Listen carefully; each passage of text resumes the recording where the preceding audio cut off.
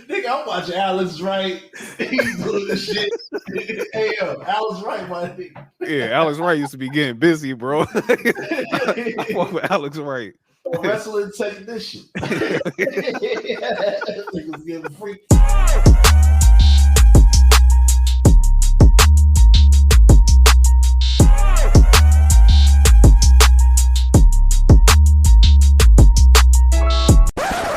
Yo.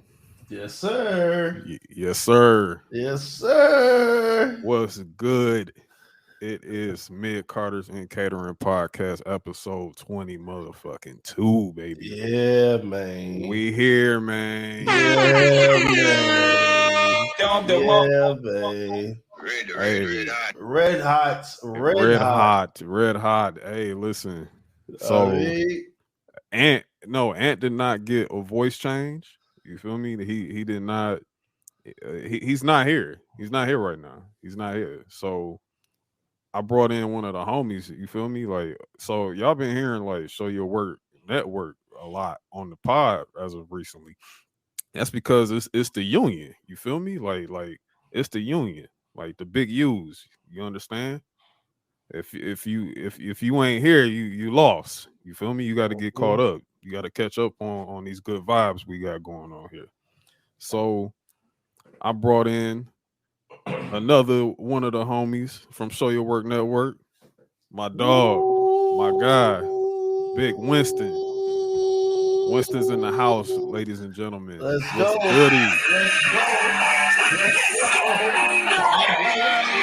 Yeah, man. Hey, listen. What's up, bro? What's good with you, man?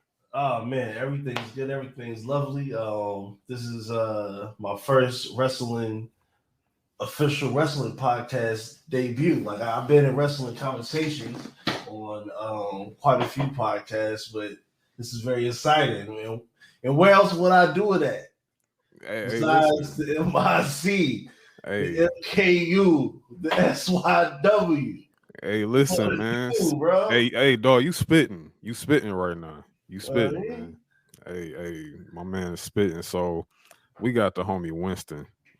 My homie Winston is in the house, dog. He's 1/4 of the Show Your Work Network, man. He's probably like by far the funniest nigga on Show Your Network. I won't say that out too loud though. You know what I'm saying? Like, because I want Larry and Nelson to know they funny too. You feel me? Like, yo, Trey is a sneaky funny nigga. Oh, absolutely. Trey is one of those niggas that like I just see his face as he says shit. Yeah, he fucking me up, yo. Yeah. Youngin is also a funny ass more like especially when you get Youngin pissed off enough he cut his camera on. That's when you know comedy is about to ensue. Oh my goodness.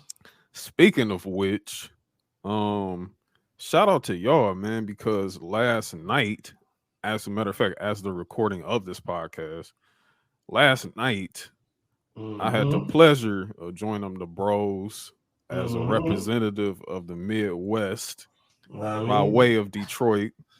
We had the March Madness. Yeah. The March Madness. Yeah. Harold's 8-piece hip hop bracket. You know what I'm saying? Like we was in that thing last night, man. That shit was changed. Who came victorious from that bracket though? We had a lot of good contenders. We had Dylan in the building, Cool Kids, GBE. We had OTF, LEP, Bogus Boys, Bone Thugs. Hey man, Do or Die. Like we was really in that thing. Doughboy Cash Out. That's who came victorious, man. Doughboy Cash Out beat out all these, and we had Slum Village in the house too. Slum Village. Yeah, Slum Village. Yeah, I know. Like the people gonna hear this and they're gonna be like, "Who won this shit?" You know what I'm saying? Like, and Doughboy Cash Out beat Slums. Like, yeah, man. And this was selected and voted with a group of Midwestern residents. The only people that was not from the Midwest is myself, basically like the show your work guys. But however, Larry and Youngin, they in Memphis, so that goes over. And Nelson was tapped in because there was some shit I didn't even know about. Yeah, like Nelson was going down the line, like he was naming some names in that joint. I was like, hold on, wait, Nelson way too tapped in. You know what I'm saying? Like for New York, for a New Yorker, like Nelson is breaking the chains. You feel me? Like he was over here saying like Marv won and I'm like, hold on, bro. Like, hold on, like slow down. Like what you doing, bro? How you know this? You know what I mean? Like, but I respect that, you know what I'm saying? Because Nelson really, really walk it how he talk it. You know what I mean? For sure though. And it was a good opportunity at the same time too, because like you didn't know a whole lot about Doughboy Cash Out. You know what I'm saying? Like, so as we was putting you on and getting you tapped in, you was like, hold on, I gotta check this shit out. And then you also made the discovery that, Payroll Giovanni. Yeah, I just thought he just came out, I thought he just came out the blue. Oh wow.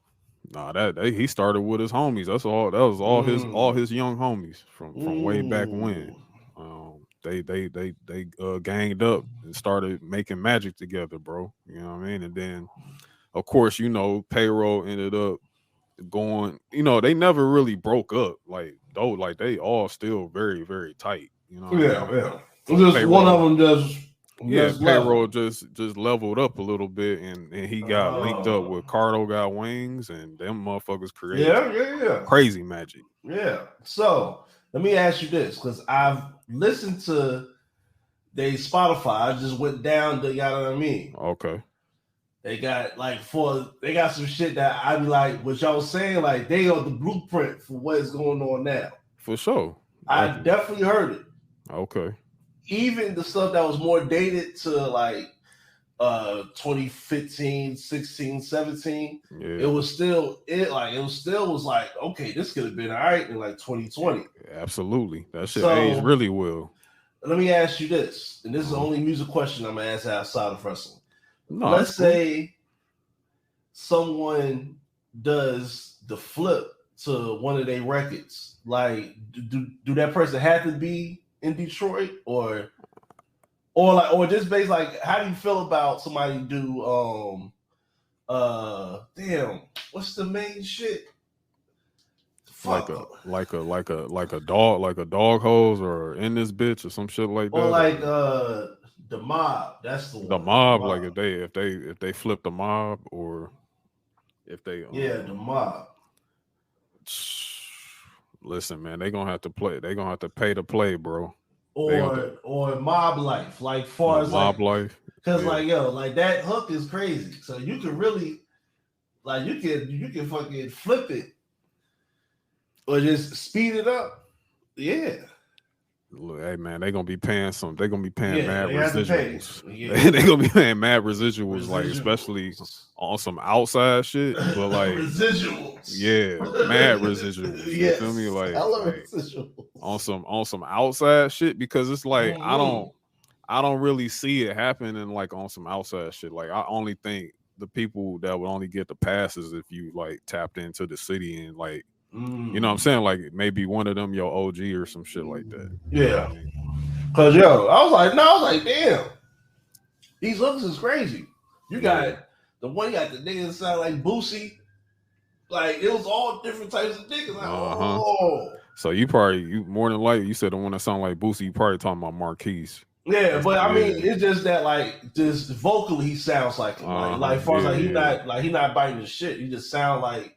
Yeah, he got that type of voice. Yeah, because they all of them have a different. Yeah, voice, they all had different voices. But it all like gelled together perfectly. You know what I'm saying? Like you knew Kid, you knew Kid was gonna be like wild or whatever. You know what I'm saying? He was gonna be like wild and loud. Payroll was the one that was gonna give you like the smooth shit, like smooth, but he's still shit talking. Yeah. You know what I'm saying? Like it's just sound like some fly shit, and then Keith is just kind of like that one that levels off. You know what I'm saying? That's kind of like in the middle. You know what I mean? And then you have Rock. He's like the Sheik Luch. Yeah, he like the Sheik almost, you know what I'm saying? But like Keith get busy too, cause like him and Payroll made they did a duo album in 2015 too. It was called Billboard Brothers. Yeah, like you check that out. Them motherfuckers, they was snapping on that. So that's another thing. So like a lot of that music that you was hearing today, like on the streaming shit, where you said it was like dating back to 2015, it actually predates that. Like it go back to like maybe 2009, 2010. You know what I'm saying? So like that was probably just the time that it was probably like put on an official project. Yeah. Because really that was all like We Run the City, Chances Made Champions, and all that. Those were like mixtapes at the beginning. So they didn't really like put out nothing official until they got with Jeezy. And then, that didn't last long. That was like, I think they did one project, but it didn't sound like our sound at all. It sounded like you know what I'm saying, like almost like Jeezy was trying to CTE them. Yeah, CTE them or some shit. And it just like wasn't blood it. Raw Detroit. Yeah, like nah, man, that that wasn't it, bro. That wasn't it. It could have worked. It could have worked in a different way if they was like given the range like they have it now. You know what I'm saying? Like what Payroll did with Cardo. You know what I mean? Like you know what I'm saying? Like that shit just meshed. Like that's where that shit could have worked. You know what I'm saying? If you would have gave them that instead of trying to like strap on a certain package to them. You know what I'm saying? That 360 package. Like nah, that shit nah. Yeah, not at all. Nah. But yeah, man, it was a thrill though being able to be a part of that. So y'all got 2 more brackets left. Yes, we do. Yeah, you got we got the larger shit talking majority brackets left. Yeah, y'all saved the most controversial joints for last. Oh man, and that selection. That selection product, like which should be out now. That selection process was very interesting, especially when you see at the end who was represented at the end. But hey, we put out a lot of names. We put out every name that, because even though you're like a couple years older than me, but we're from musically we're around. We're from the same, we're from the same spot. Yeah. So it's like basically like the only old school group that was in there, I'll give you this. Only old school group that was in discussion was EPMD because they went into the 90s still. Right. So basically it's like EPMD on. And on. Okay. So and that's the whole EPMD. Okay. The whole East Coast. So we pretty much named every fucking name. Wow. So this is, and that's a lot of fucking groups, bro. Exactly. That's a very lot of groups. Thorough. Because you got to even think about the groups that came from EPMD. Yeah. Like you had Def Squad. Yeah. You had fucking Redman and Method Man. Yeah. You had, oh my god, bro. You got to stay in New Jersey. Yeah, bro. You got. They got Naughty by Nature. You got. Oh man, you got the Philadelphia. Yeah. Oh. Oof. You got State Property. You got fucking Philly's Most Wanted. You got Major Figures. Oh my. Yo, the Roots. The Roots. Like. Oh God. Yeah, man. See, that's okay. So I'm that right. Just talking about that right there. I'm like, yo, I want to hear this shit. I want to hear that. I was really more so thorough. Yeah, I was really more so looking forward to the West Coast bracket. Yeah, me too. That's the one that because I want to see what people feel about certain things. Mm-hmm. yeah. Oh man. Especially when you get into that NorCal, SoCal part. Yes. Ooh. And then they might throw out some Las Vegas shit that niggas don't know about. Like UNLV. Yeah. Hey, that's man. Saying, man. You know what I mean? Hey. Hey, but yeah, like for real, like y'all should absolutely, for the listeners, like definitely tap into like what they doing over there. Will show your work. They really been doing an amazing job with this whole March Madness kick. I know y'all about to take y'all after y'all done. Y'all just gonna like sit back and go and take a deep ass breath. Like, damn, we got through all that shit. You know what I Yeah, mean? I mean, we I mean, on the public side, and Yeah, then yeah. on the Patreon, we got some more shit coming in. We getting the streams is coming. Oh yeah. We got I mean the streams is always going, but make sure y'all tapped in to everybody's Twitches, by the way, and Yeah, yeah, support. for sure.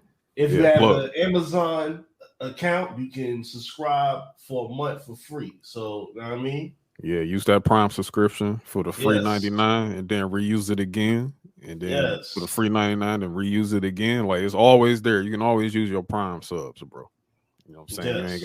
You ain't gotta drop a cent. I mean, you gotta pay for Amazon, but you know what I'm saying? Like Twitch and all that. You're gonna have to pay for your bits too. You know what I'm saying? Send the homie some big biddies. You know what I mean? Mm-hmm. You know, Mm-hmm. like Holla at so your guala. yeah, you know what I mean? Like I gotta get back to streaming again, man. I just haven't been I just you know what I'm saying? Like I say like let's see, what's this, 2023?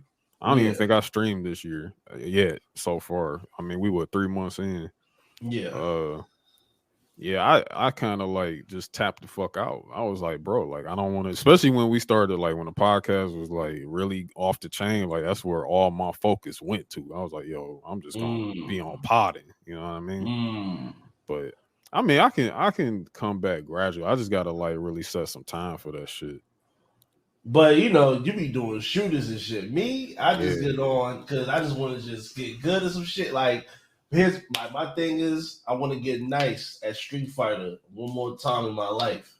oh yeah, for sure. Especially I was, before six, before yeah. six. So and plus, damn near all of us pre-ordered it, or we gonna get it day of when it's coming out. So that's gonna be a Yeah. big union, Oh yeah, big yeah, yeah. union, Big multiple union talk. streams, You feel me? Discord streams. You know what I mean, Yeah. Yeah, mad shit talking, but a lot of love in that heavy, joint. You know what I'm saying? heavy, Like heavy. we gotta have glorified hands in that joint. You know what I mean? Yeah, heavy on both. You know what I mean? Shit talking and love. You know what I Yeah, mean? like yeah, cause I definitely, cause the thing is like I play shooters. Okay, so like I was like playing, I play a lot of like Call of Duty and shit, but bro, Yeah, like you be playing that real nigga shit. Like when you I be was really playing. heavy, like when I was streaming on a regular, like I was variety streaming. So I was playing like single player games, streaming that shit, streaming Mm. like whatever. Like I would just set like a schedule of like the different games I was playing that week because after a while, like you get like mad hangover from playing shooters all the time. Like Oh yeah, yeah, and you don't yeah. really get no viewers off that because that shit's so high in volume. You know what I mean? Like it's so many Exactly. people already watching that shit, so they already watching who they want to watch. You know, like Exactly. so you just kind of like fall down into the little bro area. You know, like Yeah, so yeah. yeah. This is about. I mean, basically, just try to just find even a small pocket because Mhm. regardless, we can always just repurpose the footage into micro content. You know what I Uh-huh. mean? Yeah, definitely. And that can bring in more people. Like Hmm. just be able to tap in Yeah, and like really, that's pretty much how this shit go. yeah, Pretty much. yeah, definitely. So so this is your first time on the pod. You know what I Yeah, mean? man. So yeah, we finally got Winston. I was trying to get you like okay, so we got Larry. Actually, the first time we got Larry, we was trying to get all three of y'all. Yeah, yeah, and I had prior Yeah, you had to obligations. obligate because the thing was, I think you might have been because we ended up recording Saturday. So It was that Saturday. I yeah, was like, yeah, I was Saturday. booked the whole Yeah, day you was Saturday. booked out, and then but I think if we would have recorded the Friday night, Friday, we would then have we probably been. would have had you at least, and I think Nelson has something Mm-hmm, going on. But and I mean it's Saturday, mm-hmm, bro. Like, come on, like you're gonna be out whoop de whoop whoop whoop, you know what I'm saying, with your lady or whatever, grocery shopping, whatever you do. for Um, sure. but now we finally got you on. So Sir. like I always do, with our guests. You know what I'm saying? Like, I gotta ask you a question. You know, this is our knuckleheads version of like, when was the first time you got your ass busted? You know what I'm saying? Like, who bust your ass? You know what I'm saying? But instead, this is who got you into pro wrestling. You feel me? Like, as a youngin, like, who was it that you was like watching wrestling? You said, "Yo, this motherfucker right here, cool than a motherfucker. Like, I like him." You know what I mean? It can even be you know what I'm saying, even a woman wrestler. You know what I'm saying? Like, it don't matter. You know what I mean? Like, all right, so you talking about when the bell rang? You talking about they whole like vibe? they whole swag, they whole just aura, they glow. You know what I'm saying? Like, who was like, yo, I see the glow around this motherfucker. Like, who was that?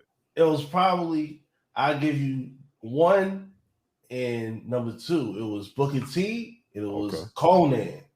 Oh wow. Booker T and Conan. So we WCW. So okay, so now I'm a Turner truther. Yeah, you're a Turner truther. You feel me? And that's good because you the first one. You know what I'm saying? Actually, hold on, because wait, I won't say you the okay. So like, because okay, your selections was your selections was WCW, but Nelson pointed out his was the cruiserweight division in WCW. Yeah. So yeah, so we got a good level off here. We leveling off. It ain't But just I was like, listen, feds. y'all. When the network came through, I had to rewatch '97. I ain't like, and I barely tapped into '98. Like, yeah. So it was like a whole. I don't know nothing about. Right. I don't know nothing about when they changed the logo and the like all that. Oh yeah. When the attitude, when it finally shifted to attitude, yeah. So like, basically, I just turned one day and just see the smoky ass arena, and it was D'Lo Brown. They got a bulletproof vest for me. Nigga, I'm watching Alex Wright. He's doing this shit. Hey, yo, Alex Wright, my nigga. Yeah, Alex Wright used to be getting busy, bro. I fuck with Alex Wright. A wrestling technician. He was getting freaky. He was a freaky technician. My boy was hitting that shit, bro. He come out there, bro, before the name tag pop up. He already hitting the club moves. I'm like, yo, my bad getting busy. Ow. The fucking Chicago house. Oh my God. Oots. Yeah. Like, hey, all right. Jigging to the oots. Right. Oh man, but Booker T was a smooth motherfucker in that ring. Yeah. And for him to be such a tall, long person in that small ring, because the technical thing about WCW, which was the reason why Kevin Nash and like physically why they came over, smaller ring, cables, not ropes. So if you ever watch a Nitro, if you was watching heavyweights, not Jericho or Eddie, but you watch heavyweights, 2 steps rope. I never really noticed that shit, bro. Yeah, that's crazy. I didn't even notice that the ring was smaller. Yeah, now that you think of now I'm like picturing in my head. I'm like, yo, that shit was smaller. And then what they was using was cables, which was good for the luchas because they come from AAA with that shit, and that's why it was kind of hard for WWF to do that type of shit with ropes. Like that rope shit for them is it's not reliable enough to get that bounce. You don't have to jump, and you might slip if you jump. So right. Because that means just listening to that, like that means they had to sell it a little bit more in WWF. Yes. Like Taka Michinoku, he was doing his thing, but he was in that motherfucker working.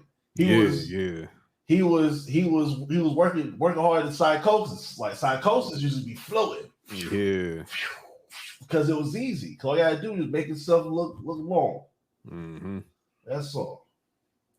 Damn, like that's something that I just learned. Like I didn't even know. Because the thing is just like, but because I have like went back, like on like a random day or some shit. Like I'd be like, let me, because I've been watching Raw '97, like You know what I'm saying? I've been just like tapping in to that and shit. And then I'm like, you know what? Let me see what was happening in WCW in '97. And that's a hard series for y'all to tap into. Raw 97, the MKU, Raw 97, the MIC, Raw 97. Y'all was very in depth, and I like that. Yeah, man. And we gonna get back to that shit, man, for sure. We gotta get the volume 2 dropping soon, man, because we really like, I really enjoyed talking about it, and I really like seeing just how like ass WWF was back then. But it was a transitional period, you know what I'm saying? Like they was just getting rid of the big fellas, new generation, the new generation. Like they was like shedding the skin, you know what I'm saying? Like literally Bret Hart was like the last of the Mohicans. Yeah. You know what I'm saying? Like, he really was. Wow. Yeah, he really, it's like, that's crazy, because it's like, damn, like Bret Hart was the old guy. And that's crazy to think. He went through all that shit, and like, it was like, yeah, you're like 46 years old. The fuck? Yeah.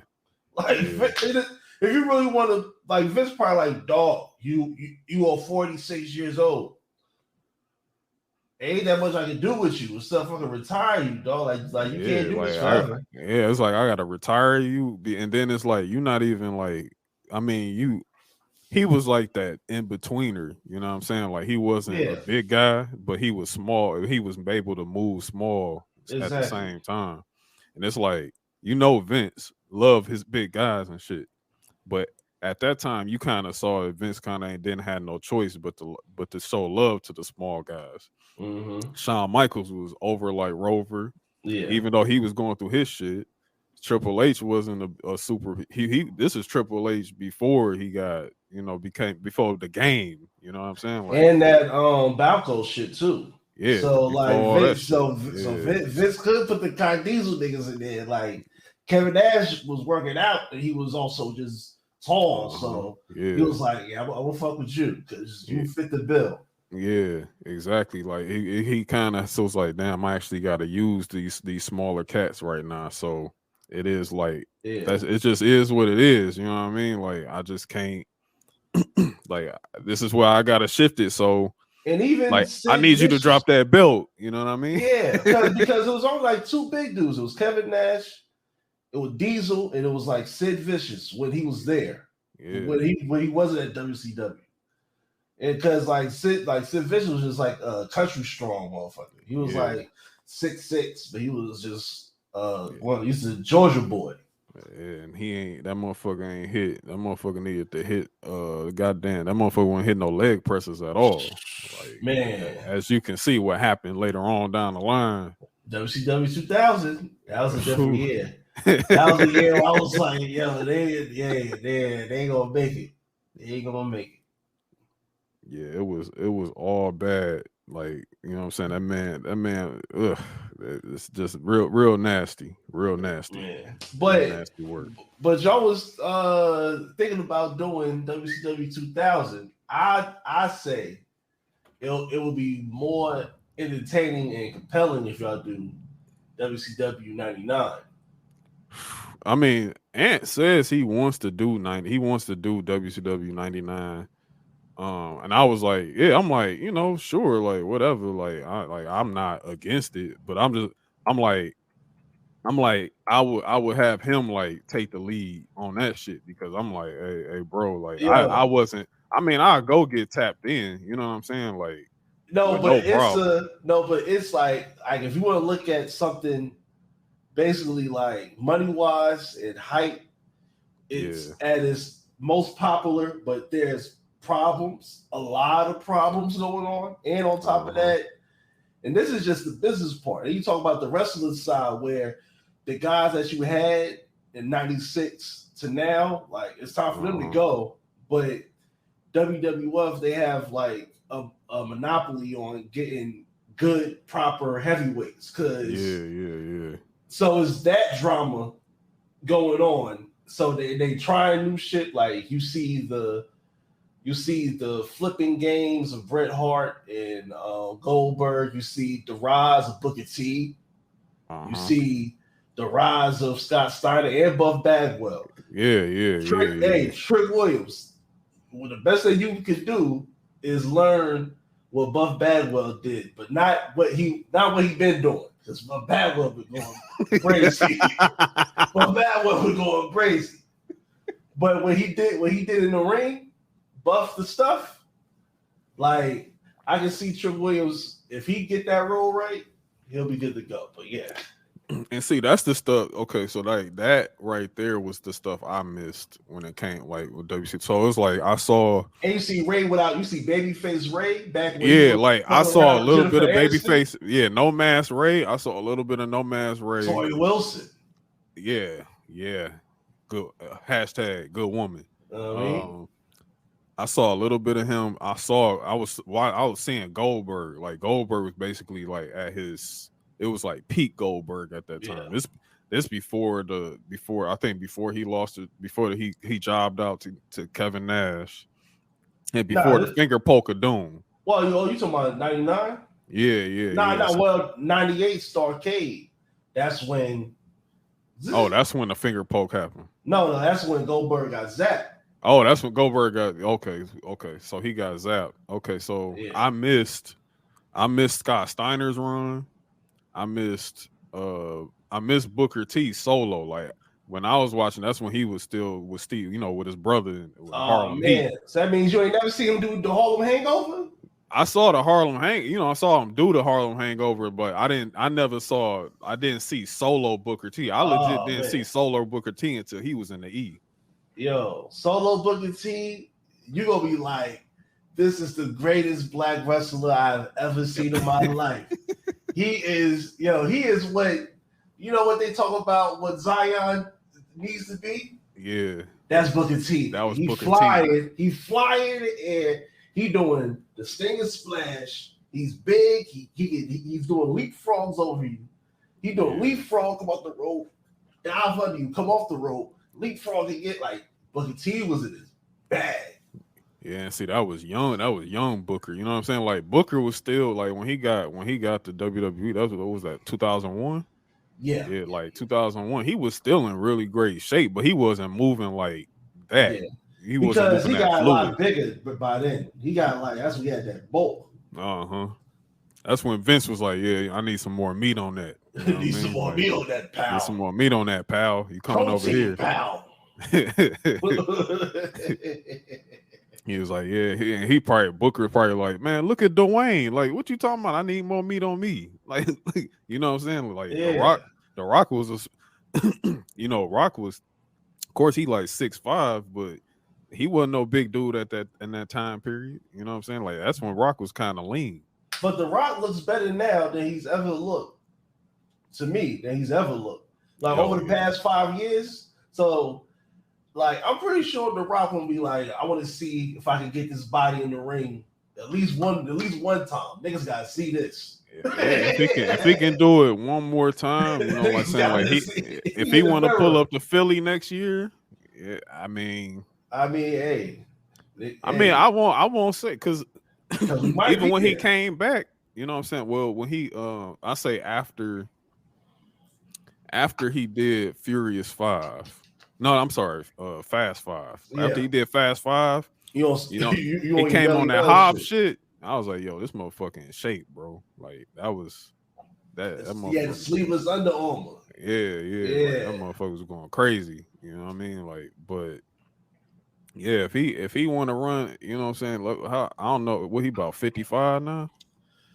Well, he's past 50, but he's not 55. Well, probably like 52. He probably like 52 or something now. Like, I mean, I think he could do it. I mean, he in the best shape than most, old talent that's in their 50s. You know what I mean? So I think he can squeeze one more out, and then that's it.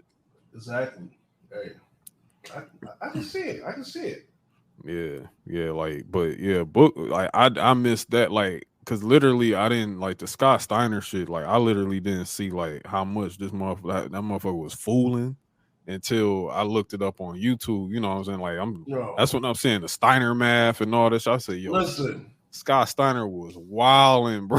Niggas talking about MJF. Listen, Scott Steiner at 9:30 p.m. on a Monday. Oh my God, what happened to Virgil?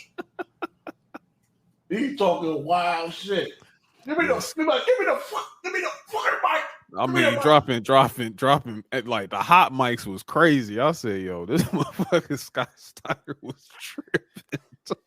He was trying to challenge Stone Cold, Triple H, bring your ass down the ramp. I was like, nigga, they on USA. They on Channel 42, nigga. What the fuck? Hey man, look, that's Michigan's own Scott Steiner, bro. Man.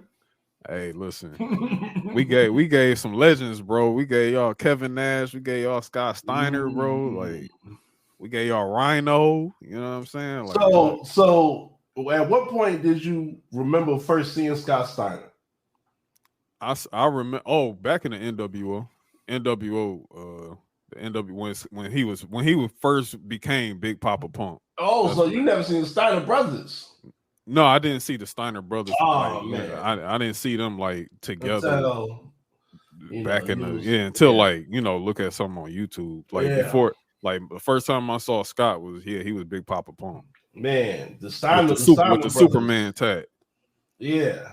The Steiner brothers. Woo, man, those were some high like for that time for them dudes. That's why to me it's like the Steiner brothers is top 3. Yeah. They top 3 automatically. Yeah, and it's just seeing them like, you know what I'm saying? Like, cause I see their influence today. Like when I look at the Creeds, you know what I'm saying? When I look at the Creed brothers, even Braun Breaker. I mean, Braun is basically a combination of both of them in one person. You know what I'm saying? So just seeing like that's what I'm just like, yeah, the Steiners, they had to been something serious back in the day. You know what I'm saying? They was probably way before their time. Man, it's just, they invented so many moves. Like they invented so many like solo moves, not even tag team moves. Like Rick had his own shit. Rick made like 5 moves. Scott made like 7 moves. That shit was crazy. All suplexes, all the fucking Frankenstein. The Frankenstein. I mean, hey, don't call that Hurricanrana around Scott, bro. He gonna get heated. Yeah.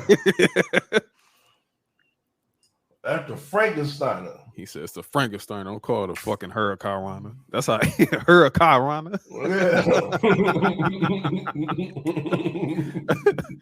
Yeah. Yo, Scott Steiner. Scott is something else, dog. Oh my goodness. But yeah, like I didn't because the thing is like you kind of like gotta insert the Steiners into like that top 3 because when it comes down to like an old school tag team, like they probably the coolest one. You know what I mean? Like them motherfuckers, like I would say like them. And it was the most hard hitting. Yeah, they was hard hitting. And then they was just fresh too at the same time. Like they had the Lettermans on. Yeah, the Lettermans with the multicolored singlets and shit like that. Yeah. With the mullets and shit, man. That shit was crazy. And then like you see like them, and then like you see like the Rockers. Because the Rockers was like the small guy shit. That's when you first saw Shawn Michaels and shit. You know what I mean? Man, but that's the shit that made Jim Cornette horny. Seeing some white motherfuckers with tights and mullets doing this. Like, man, get that. I don't want to hear about no fucking Midnight Express, nigga. Fuck them niggas. Them niggas is dinosaurs, man. Like, turn that shit off. Talking about making the girls cry. Nigga, have you heard that Jeff Hardy squeal, nigga? Jeff Hardy had to be having an audible squeal. Man, that shit crazy. But you wanna know who was mid though? To me, always was mid. Legion of Doom.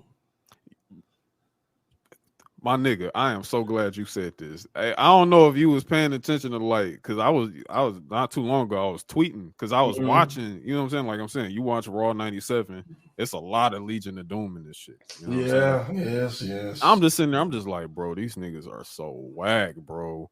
Like they didn't do nothing for me. But at the same time, it's like I saw why they was over because it's a fucking gimmick. Yeah, like, I mean, they really wasn't nice. Like they really weren't nice in the ring. Bro. I mean, and then even they intimidating factor of them being big. Like after like 1992, it was like other dudes that was like that size. And then after that, like they started to look like just regular Joes. Yeah, they look like some blue collar niggas. Exactly. That's what I'm saying. Like it just wasn't no flash for me. You know what I mean? Like you got fucking Chuck Palumbo over here looking like a fucking gorilla. Like and you out here looking like this. You know what I mean? Like it was just we had a little more variety by '98. You know what I'm saying? Yeah. Like, especially on the WCW end, you know, like the tag teams was a little more cooler over there. Yeah. To me, you know what I'm saying? Stevie Ray was talking shit. Shout out to all of these being the first niggas that was talking shit down the ramp. Yeah. Larry. We got Larry in the house. Like what's happening? Larry, they was like the first dudes that was coming down the ring talking in the camera crazy, right? And like WCW.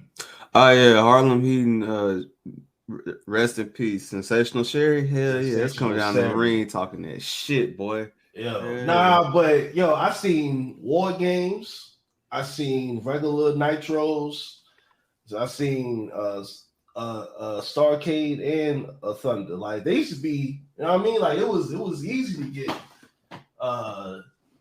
tickets to WCW. Like they used to come to my city because you was a territory. Yeah, territory, dog.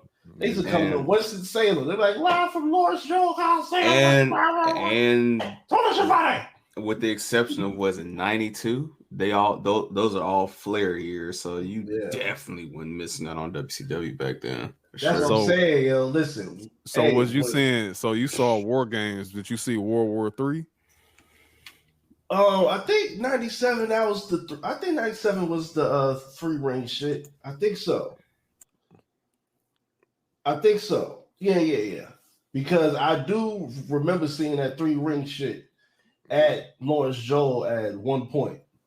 Yeah. I remember seeing that. I remember seeing you did. I remember seeing Bret Hart. I was like, oh, so this is Bret Hart. Oh, like no, I'm talking about seeing him in person. Like, in person. Okay. Like, I was like, oh, so this because of the whole him leaving and then going to WCW thing. Yeah. So like you, I mean, so you saw it, like on TV you saw Bret Hart, but you didn't see it, like you talking about like in person when you. Yeah, no, I saw him in person. Yeah, I saw him in person. Yeah. That's one thing I'm mad. I never got to see. I never saw Bret live. I never saw Shawn Michaels. Yeah, I never see Shawn Michaels. I didn't see Hunter. I didn't see Triple H. I didn't see The Rock. Yeah, I seen Eddie many times. Yeah, I ain't seen Austin. I didn't see none of them. I haven't seen Brock yet. Eddie was good. I ain't see Eddie. Like fuck. I see Mysterio many times. I did see Ray. How about Ray? Hey, also see Mandem. You know who Mandem is. Oh. Redacted. Got that shit, please. For the love of God. Mandem was there. Hey, but look, hey, Larry, he did it.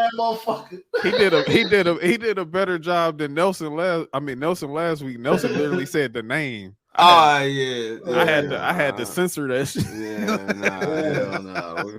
We don't talk about Bruno. Yeah. And I can use my soundboard on this. I know, but man, we don't talk about Bruno. This episode, we on some bullshit. Winston said, "Man, do man." You know what I mean? Red. Oh my God! Red hot, lava, burn, fire, burn. Oh man! Yeah. So Larry just pulled up. Midcarders and Catering, ladies and gentlemen. Yeah, what's good, bro? Man, I'm chilling, man. How you brothers feeling tonight, man? Winston, this your first time in the house, man. How you liking it, man? It's lovely, man. It's always the treat to play as me. Hey, you feel me? I understand, man. Players only. You know what I mean? Players only, baby. Nah, so Let me tell you this. I'll say this on air, man. Like, y'all both left when things went insanely left on the Show Your Work Patreon. And hey, man, I'm not gonna say anymore. All I'm gonna say is, if y'all have not paid that $3 and listened to the last 30 minutes of that episode, shame on you, bro.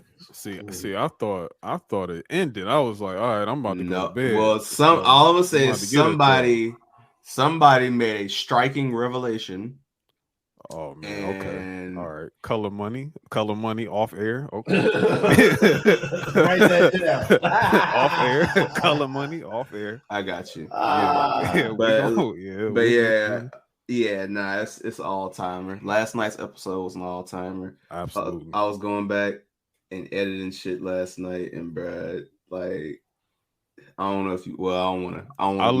I listen. Okay, so like, because I told you this because me and Winston was talking about it a minute ago, talking about the whole bracket and everything. Yeah. Yes. I listened. I got to halfway because I had to. Okay, I'm breaking kayfabe right now, y'all. So I had to go to like a meeting for my job this morning. So. I listened to it on the way there. You know what I'm saying? I got hat log. I'm like, bro, I was laughing probably the entire time because I remembered them certain points. I was just like, oh my god, that's when we said this. That's when this came up.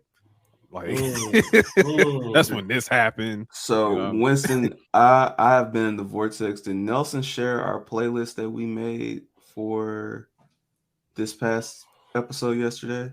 Let me look. If you do not have it, I will send you the link because I literally have made it, and I will send this to AJ as well. What did he make it on? He made it on Spotify? I made it. Okay, we came together and we came together. So anytime. Here's the thing. No matter if I do something and it's all me, if it's for Show Your Work, all 4 of us did it, bro. Right. And that goes for everybody. You know what I'm saying? We move as a unit. You know what I'm saying? Right. Whoop-de whoop whoop whoop. Gotcha. Even though I'm taking. They got him. Yeah, they sniped Larry. They ain't talking too much. That's what happened when you were fearless leader. They get you. They get you. They smacked him. Hold on. He coming back now. when you were fearless leader. Nah. I ain't no fearless leader. Fuck Mo and Earl, but I love them. But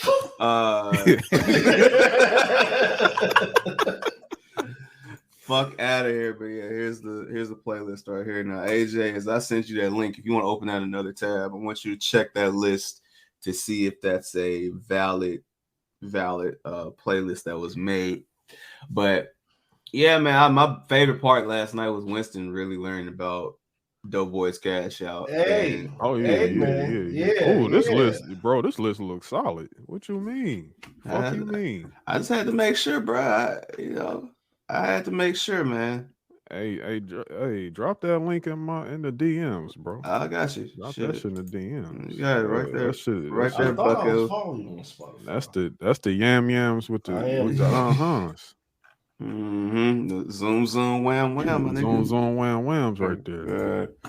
But shout out to the union, man. Shout out to being able to put people on to Midwest music yesterday. Yeah. Shout out to Winston hearing karaoke of Mob Life, like we was getting real spiritual. We was having church last night. That's a spiritual song, dog. Like just like how we have "Oh Let's Do It" and we have different shit out here in Memphis, like the Back to the Basics intro and shit like that. Like certain regions have them songs, man. When it comes on, dog, you just cut the instrumental off, and let the acapella rock, and the crowd going sing it on point for you. So yeah, shout out to Doughboy's Cash Out.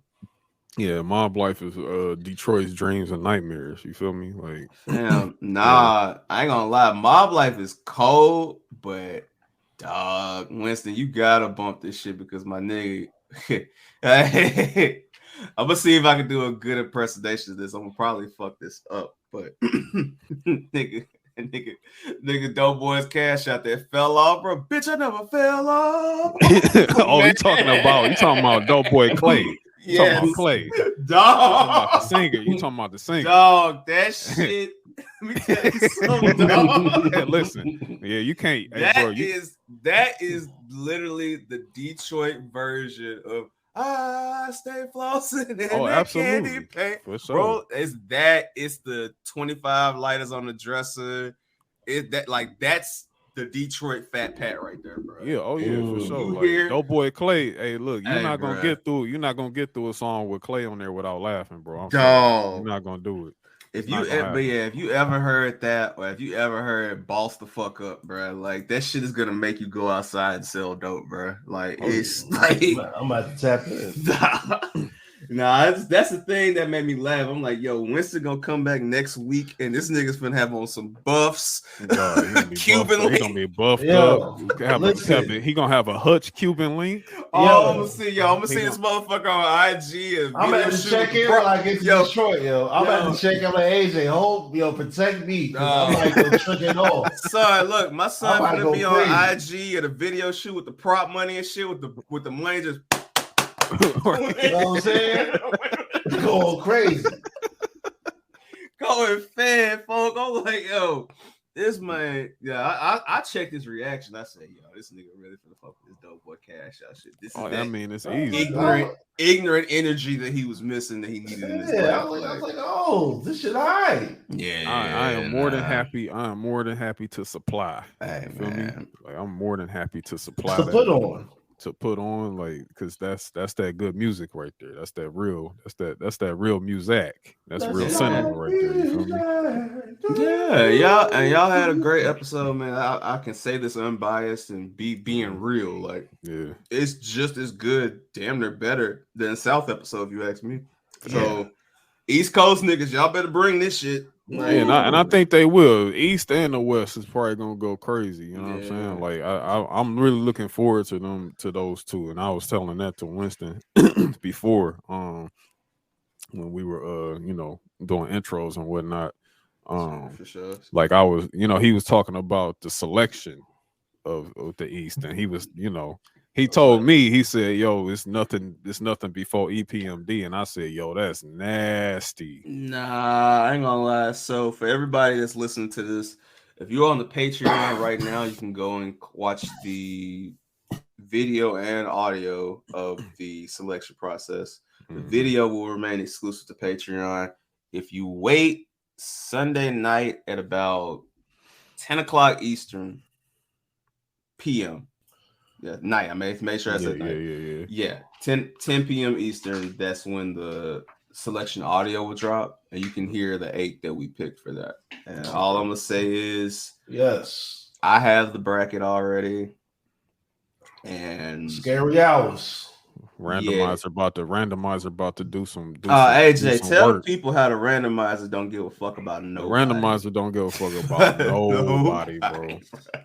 I will say that's they didn't. Raw GM, the anonymous Raw GM. Hit that. Literally, the anonymous Raw GM. Nah, that motherfucker. If you got the clip, bro, pulled up, that's the. I'm afraid I've got some bad news. That's exactly what that is, bro. That randomizer got the gavel and everything, my nigga. Like, hey, listen, I will say this. I will say the randomizer was probably a little more kind to us a little bit than the South. You know what I'm saying? Like, because y'all was in the Rock of the Hall place off top. I ain't gonna lie. Without going too far, there was some inner city matchups. I'll say that if y'all haven't listened to it, I ain't gonna spoil it. But there were some inner city matchups that came up. It left Ant P distraught. Ant was gasping for air, bro. Like he was, man. I've never seen Nelson name so many people from Redacted so quick in my life. That was hilarious. Ant was over here sweating like he was gonna wake up. He was gonna, the power like sleepy time over, motherfucker. Like, that's like, you know what I'm saying.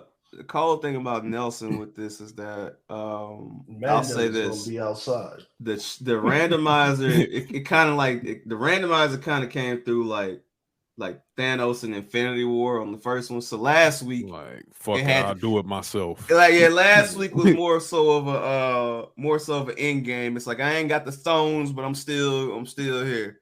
You know. Next week though, trust me when I tell you, he getting all the Infinity Stones. Oh, it's like if Thanos met his spiritual OG Darkseid and they did the fusion dance together. I can tell you that right now. Off top, it's probably bullshit. Off top. Listen, and the thing is that I am like one of the most dangerous but trusted men in America right now because I'm the only one that knows these results in this bracket. So you got the Oscar winners. Yeah, I have the Mania results, bro, and everybody's trying to. You got first of all, you got the album on the thumb drive attached to your hip, attached to my ankle, nigga. Yes. Yeah. First of all, Larry probably spent half the day yesterday trying to pick the songs that he's going to use for his subliminal messages. I didn't even thought about that, bro. I swear I didn't thought about that. Ryan, I ain't thought about that, bro. I'm gonna use the Two Guns Up Chic Luge verse. No, I have had all of she wake up and smack the shit out you. With the exception of I'm trying to think. Everybody who I love and trust in this podcasting game has all told me in the month of March how much they hate me because of this shit, dog. Like, AJ, I think we the only ones that didn't though. Like you and last night I let loose. I let loose. Like this motherfucker, man. Like, okay. I'm getting short-term memory loss. There's a point in the episode that's so great because it's literally Marcel staring it off in the distance. He's like, Marcel was sick, bro. He says, Marcel. What? I see why they be like, fuck Larry now, bro. Shit crazy. Like, shout out to Sel, man. But everybody has been like on my head about this, but it's all cool, bro. Like, this is what I signed up for. I knew it. If you've been watching me on social media or whatever, I've been posting the Palpatine. Everything is proceeding as I have planned. Like I knew as planned. So next week, you East Coast motherfuckers, you better bring it. That's all I'm gonna say. Yeah, I got it. I'm ready to tap in on that. I'm ready for that East. You like we was talking before, like that West. That West. That West. What could be? That West. The West is gonna be something beautiful. That West. Something amazing. Feel me? So like, so make sure y'all tap in, man, to show your work network, man. This is some real special shit that they doing, bro, with this March Madness thing. Like I was saying before, Larry came on, like, y'all really doing that. You know what I'm saying? Like that shit is much respect, like, much appreciated, brother. That shit is like really fun to do this shit, like for real. Oh yeah. So but before you came on, you know what I'm saying, I had to hit Winston with the question. The guest question. Guest question, you know what I'm saying? And he was, Winston is basically the Turner truther, you know. Of course. He's our first Turner truther, so I was like, I had to get a little tapped in. He had to put me on some things. He's first generation Turner Truther. Second generation Turner Truther is Marcel with AEW. But he's first generation. First generation. We won't count the second generation. You know what I'm saying? They gotta get some more time under their belt. I mean, we had actually got quality television from the first generation until 99 hit. You know what I'm saying? Yeah. Because I was telling him how I missed Scott Steiner being the top guy over there, because I was way too tapped in. I don't think there's any other wrestler in the history of wrestling that has gotten over and has been as charismatic with all these features and all these accolades and all the ability in the world with the most generic ring entrance music of all time. Like, I don't think nobody takes that from Scott Steiner. The sirens. The WCW was worse. It was just sounded like a fucking sounded like a strip club in hell, dog. It was like, yo, what is this? I mean, like, if you like, that was his vibe. He had I know, with the chainmail and shit. Like that was his MO. And he had white women with the first generation breast implant, like the bubbles. These had Medusa with a halter top with just 2 bubbles. It's like, damn. This is like, is this technology right now? That's the big bad booty daddy, bro. That's what that was. He lived it, bro. He lived that shit, man. If you hear me, that motherfucker said, "I got freaks 9 days of the week." You know what I'm saying?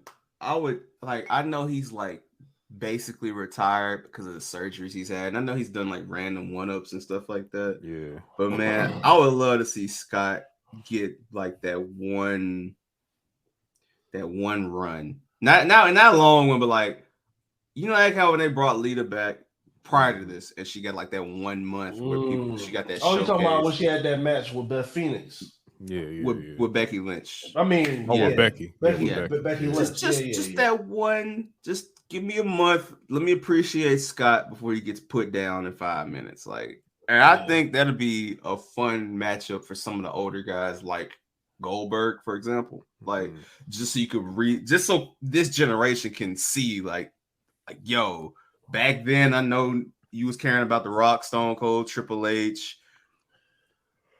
Him, you feel me? We ain't gonna say his name. You know what I'm saying? Yeah. All that. But Scott Steiner, Goldberg, Book,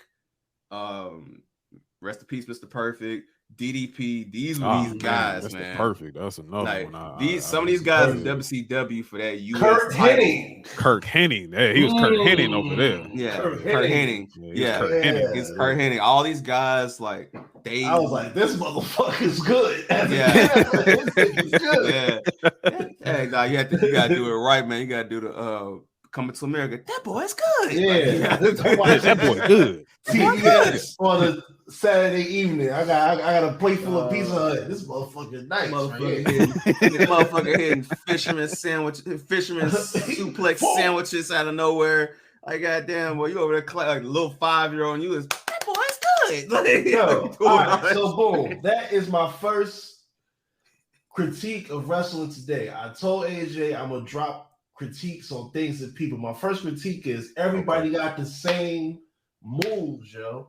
Back then, it was on some Wu-Tang shit. Don't bite my style, B. Yeah. Don't bite my style. You know what? And I can give you a perfect example. Even though I love these two guys very, very much, like they literally have the same move set.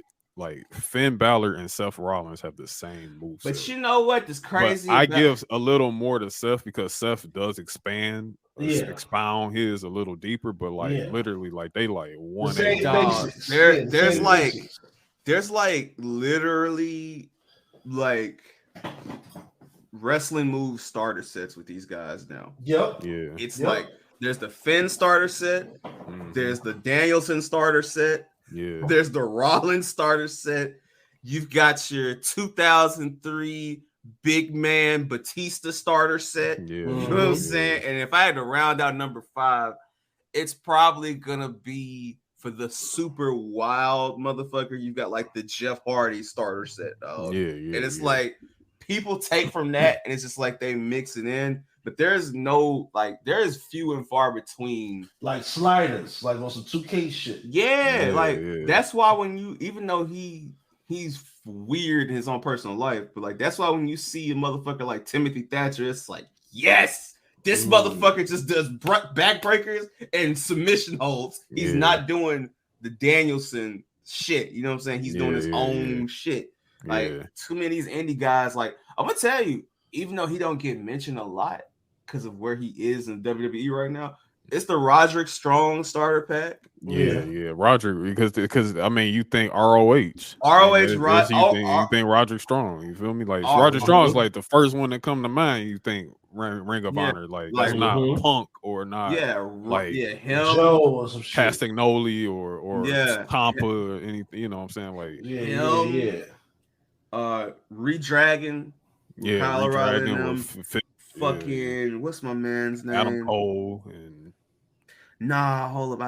I just fucking had it. It'll come to me later. But yeah, man, it's all the same shit, bro. Nobody has like their own like unique like, because even with Roman, man, Roman had that Batista shit for a minute, but I will give Roman credit. He started adding little flares to his shit. He'll do a little pop-up fisherman suplex. He'll hit you with a Liger bomb and shit. Like, he's added. Roman almost he caught himself before he got into a 5 moves of doom type situation. Yes. You know like he was like, yeah, okay, no, I gotta because the thing was with Roman, what I feel, I mean, of course we gotta hear from Joe himself one day whenever he want to talk about it. Like, he probably was like, man, I'm not getting the reaction from the audience like that. So I at least need to make sure my move set. I gotta add like maybe 5 more moves to my set already. Like somebody like Seth, I want like Seth is always unorthodox. Like Seth gotta innovate. He's the person that gotta push the envelope. Yeah, he pushes the envelope. Yeah, that's the thing about Seth, dog. Like, this motherfucker was just doing random shit. Then one day he just started doing a superplex into a Michinoku driver, and I was like, whoa. Yeah. Then if it's a big match, he's gonna hit that Phoenix Splash. Then this motherfucker. Yo, remember the first time you saw him do that shit in WWE? Crazy. That shit. And he did that shit with riot gear on. I'm like, what? And then he did it. And then, I think he was already goated to me, but that triple threat match with him and Cena and Lesnar at that Royal Rumble that year, they fucking dog. Yeah, they was rocking out. They was rocking that shit, bro. Also, starter set, AJ Styles. Like, I was gonna say AJ, but the reason why, phenomenal. I mean, for AJ, and that's not to AJ, because AJ is by far one of the greatest performers in the ring ever. You know what I'm saying? AJ is AJ, but AJ spawned off niggas like Finn and like Seth. Yeah. You know what I'm saying? Like, AJ was literally that prototype back then, of the guy that can move around like that. You know what I'm saying? Yeah, and that's why it's always interesting when people say like who the best is, because if you sit there, you have the respect for Balor, what he did in Japan and all that. Not mad at that. You have the respect for AJ for what he did as a trailblazer and still held it up in his older years. Not mad at that. If you say Seth, that's who I say. You feel me? I'm not mad at that. I'm just not saying Bryan Danielson, because to me, I'm not. Danielson. I'm gonna say this. Danielson. No. Danielson is like if you wanted Redacted Man, but if you got a consolation prize and you like, oh, okay, this is all right. This is nice. Vegan Redacted. Yes. Vegan Redacted. Yeah. Earth Main Redacted. Yes. Yeah. It's literally what it is. Jackfruit Redacted. I mean, I give Danielson, I don't know. I mean, I don't know. Like, because Redacted Man, respectfully, Redacted Man literally copied his whole flow from Dynamite Kid, rest in peace. Word for word, bar for bar. So it's literally just acrobatic Dynamite Kid. It's all Bryan Danielson is. Like that's literally like everyone that's like Danielson is literally a spawn of Dynamite Kid. Like all of them. And it's crazy how like even Zack Sabre Jr. You know what I'm saying? Dynamite Kid. Dynamite Kid through and through. To the fucking chaps. Dynamite Kid. Matter of fact, it's funny you mentioned this because they released the Tekken 8 trailer today. And in the Tekken 8 trailer, King, who's Tiger Mask. Yeah. And it's funny because me and Nelson were talking about this. They got King doing a pedigree and a Liger bomb. And I'm like, yo, like, I know this is great because he's a wrestler, but it's hilarious because it's like, my nigga, this is literally Tiger Mask. And who was Tiger Mask's biggest rival in wrestling? Liger. That was Liger. Yep. So it's like, you got him doing the Liger bomb. It's hilarious. Like, dog, like, if you're going to go that far with it, y'all might as well contact New Japan and just let that man just do the whole Tiger Driver 98 or something and just call it a day. You know what I'm saying? Yeah. Hey, man, phones is... I'll tell y'all something off air. But I might be able to make that happen, Winston. I'll just say that.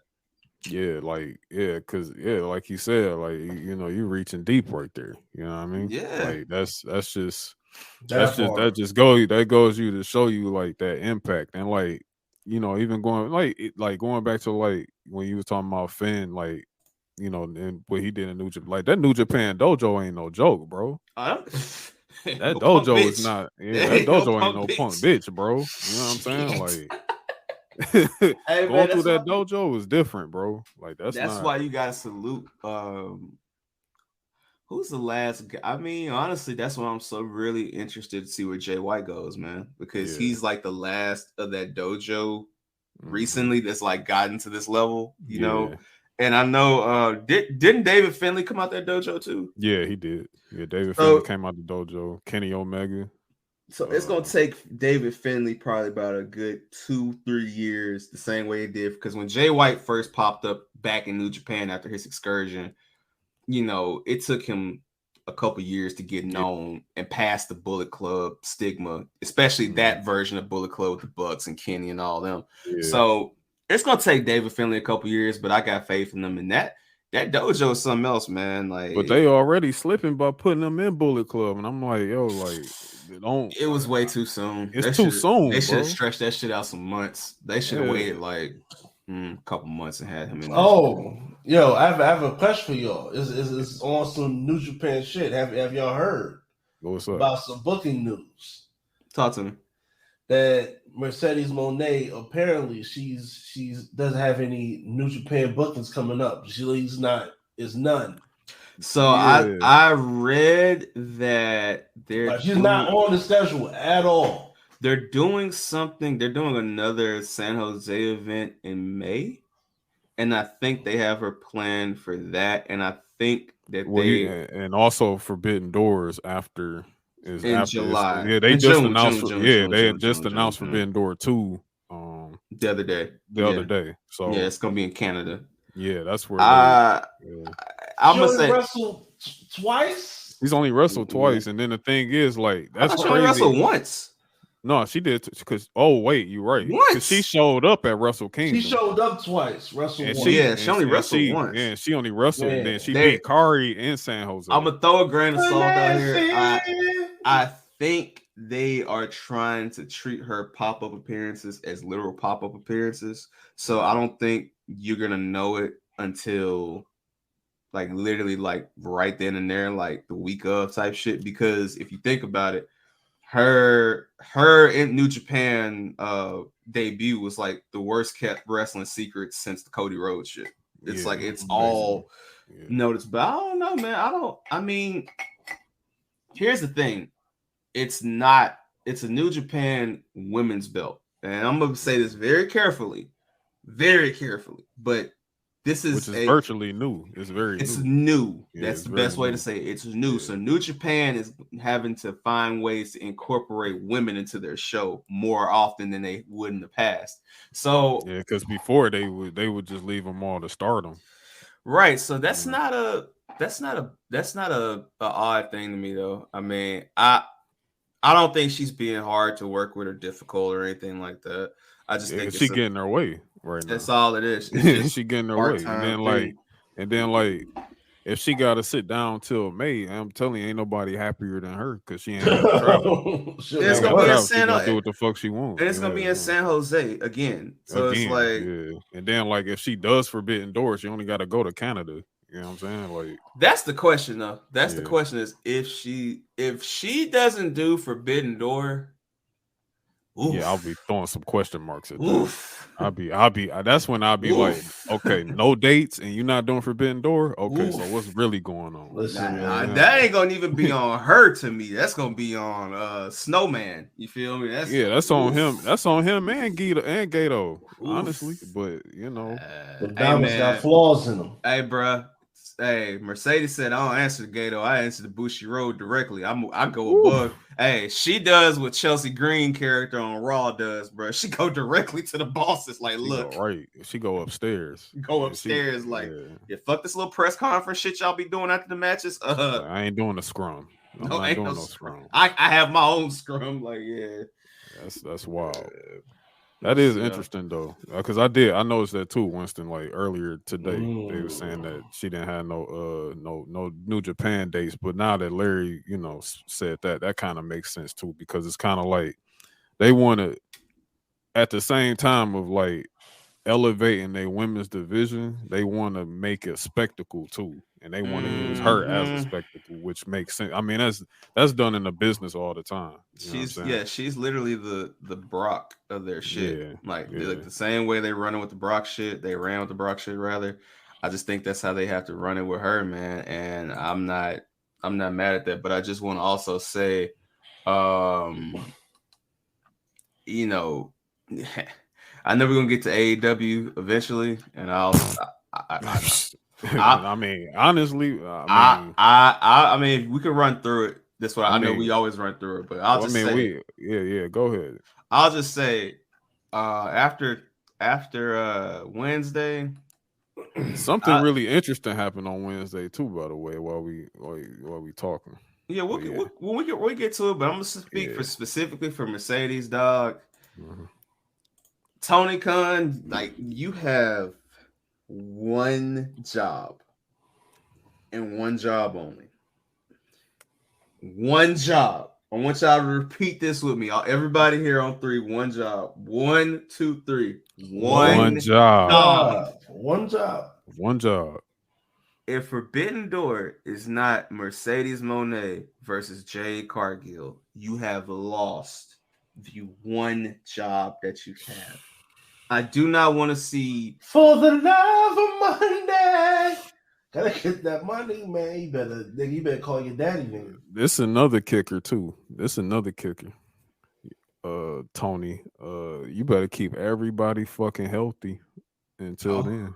Oh, yeah. Because remember Forbidden Door last year, you had Donut Man running and breaking his ankle in the crowd and shit. Bro, it was a lot of substitutions last year. It was a lot. Got hurt last year. It was not pleased. It was a lot. It was a lot of substitutions. A lot of people had to get called into work. You know what I'm saying? Like, you did a Forbidden Door without Kenny Omega. Like, that's crazy. You didn't have Kenny Omega out there. I mean, Adam Cole unfortunately got hurt. Adam Cole he got hurt in the main event. He got fucking. It was sloppy. Yeah, it was sloppy. So I'm gonna say this now, man. I don't want to see if you pitch Mercedes versus Britt Baker. Let me just say this: I have nothing against Britt Baker. And the reason I don't have nothing against Britt. You said what? Nothing. I ain't saying nothing. Oh, I know I should. But here's the thing about Britt. I will say this: like, some people, when people throw the hype on them, they fall for it, and then they can make you turn against them just because of their attitude, i.e. MJF. Britt's like the inverse of that. Like, they gave her the hype, but she handled it like Roman did. It's like, look, I'm just gonna go out here and do what I do. You feel me? Yeah. Now, it's not as good as Roman, but I'm just saying she has not been an obnoxious a-hole about where she is with the company. Other than the Thunder Rosa shit. Yeah. Other than Thunder Rosa. But that's Thunder Rosa versus the world over there. But I don't want to see her and Sasha. I don't want to see Sasha and Saraya. Give us the money. The money. Give us money. Words of my Capricorn brother who's born on the same day as me. Give me what I want. Like, give her the money, man. The money, like, I mean, Britt, needy women bumping me. Yeah. And then at the same time, like, Jay got to get better, man. She got to get better in the ring, and that too, because Sasha fuck around and catch a fit and fuck up the whole match. Like, Sasha on that Shawn Michaels, Randy Orton shit. Yeah. Like, she will, like, the thing, like, Jay, like, that's the problem. Like, they not throwing Jay no good people. You know what I'm saying? Like, they just throwing her squashes all the fucking time, and it's just like. When we get to, I'll be right back. When we get to the show Wednesday, they kind of gave her somebody for the first time in a long ass time. Yeah, it's still like, all right, like we appreciate your donation, but you could have donated more. Donate more next time. Like, yeah. Like it's a little wham type situation going Like, on. Matter of fact, I mean, we can go ahead. We can tap into this week. You know what I'm saying? We can go ahead and talk about some things. But actually, with Jade, you know what? But they don't have this in AEW. Yeah. I think during the Royal Rumble, the women's Rumble, you guys referred to it as Natty Camp. Yeah, Natty Camp. Yeah. Natalia is a person that you go to if you have like a diva level female worker and you want to get her to be presentable on TV, you send her to Natalia for 2 months. Yeah. Straight training and have her matches going to be Natalia matches so she can get better on TV to be decent. And in AEW, nobody has that. Nobody has those stripes. They don't have the den mother. They don't have the den mother. Exactly. Yeah. Well, they have what's her name? It's from Impact. I forgot her name. Yeah, Sarah Stock just signed over. What about Mickey James? Not Mickey James. God damn. Serena Deeb. Well, Serena Deeb, they had Serena Deeb, and then they added, it was another one that came over. Sarita. That's her. Yeah. When she was in Impact, she was a part of it was like Rosita and Sarita. So they do, but the thing is I was gonna ask this. Since we talking about development, I think this is a good question. All right. Correct me if I'm wrong, y'all. But every woman from the independent scene that was big outside of WWE, whether it was Indies, Impact, wherever you want to name it, they all went to NXT. Yeah. Asuka was, for the most part, yeah. I can't think of anybody that went. I can't think of nobody that went straight to. Because even if you say because Chelsea Green went to the NXT first, and then she just made her way back. Is there anybody that has made it that wasn't directly to NXT that went straight to main roster or anything like that? I can't think of one. I can't think of one either. In the last, we could just say the last 10 years. We ain't got to go crazy. I can't think of one. You can't, because that's literally the four horsewomen. I know, for all the four horsewomen. The fourth.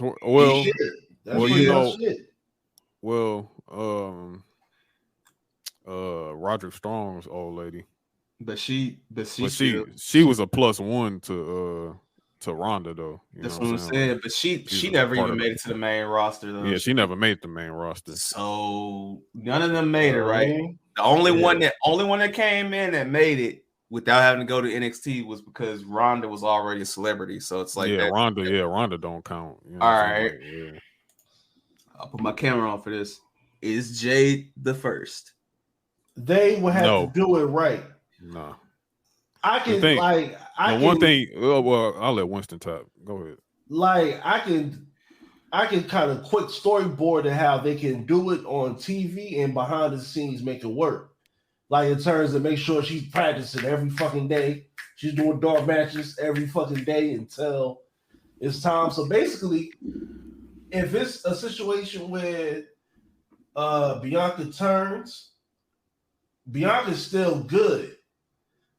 Like she's still like she's nice as a worker, so she can make shit work. So you bring Jade in as her Diesel, and then Bianca turns into kind of a chicken shit heel, and then that could go and build up the female champion that's gonna get heel Bianca out of here. In the meantime, her and Jade, they got friction because Jade is doing TV matches with the number one contender. Meanwhile, she's in Natty Camp the whole fucking time. Because mind you, because with me, I want to see Jade, Bianca, Rhea, Charlotte, Solo, and you know what I'm saying? Like, I want to see some wild athletic matchups. I want to see you said Solo. No, I mean that's Solo Ruka. You know the girl. Soul Ruka. I was like, my nigga, we going to 2001. Like, what the fuck? Sorry. Nuts. brother, I love China too, but let's see this shit like back then. But I mean, like you had to do a Shawn Michaels Diesel type storyline.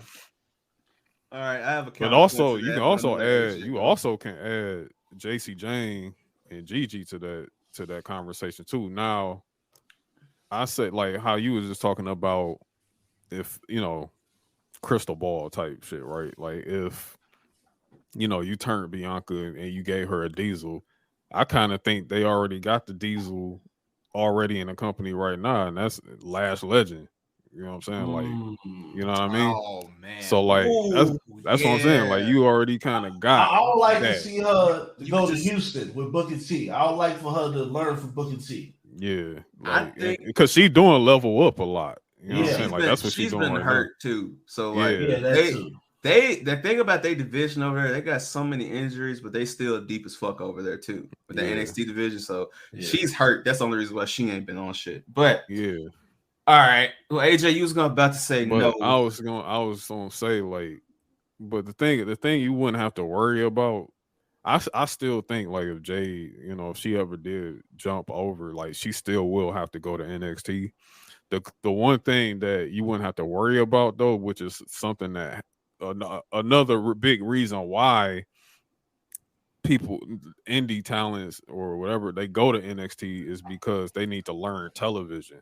Mm-hmm. Jade is not somebody that has to learn television. She already has that presence. Exactly. She already know what the fuck she doing. Exactly. She can speak. She gonna be like, if she going over to NXT, she gonna be one of the best talkers over there. Period. You know what I'm saying? Like if she did that, so that's one thing you ain't got to worry about.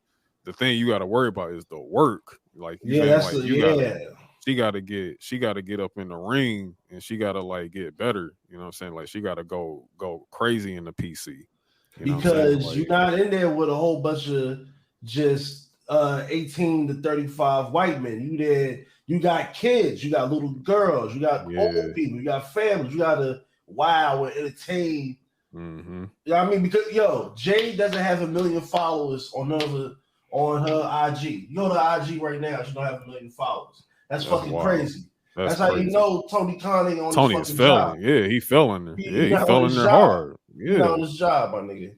Well, if I don't, okay. So let me ask you. Well, hold on. And then right before you say that, and what's fucked up about that is that, like you said, she don't have 1 million followers, but if it's some outside shit, some outside events or some shit, who's the AEW people that get sent?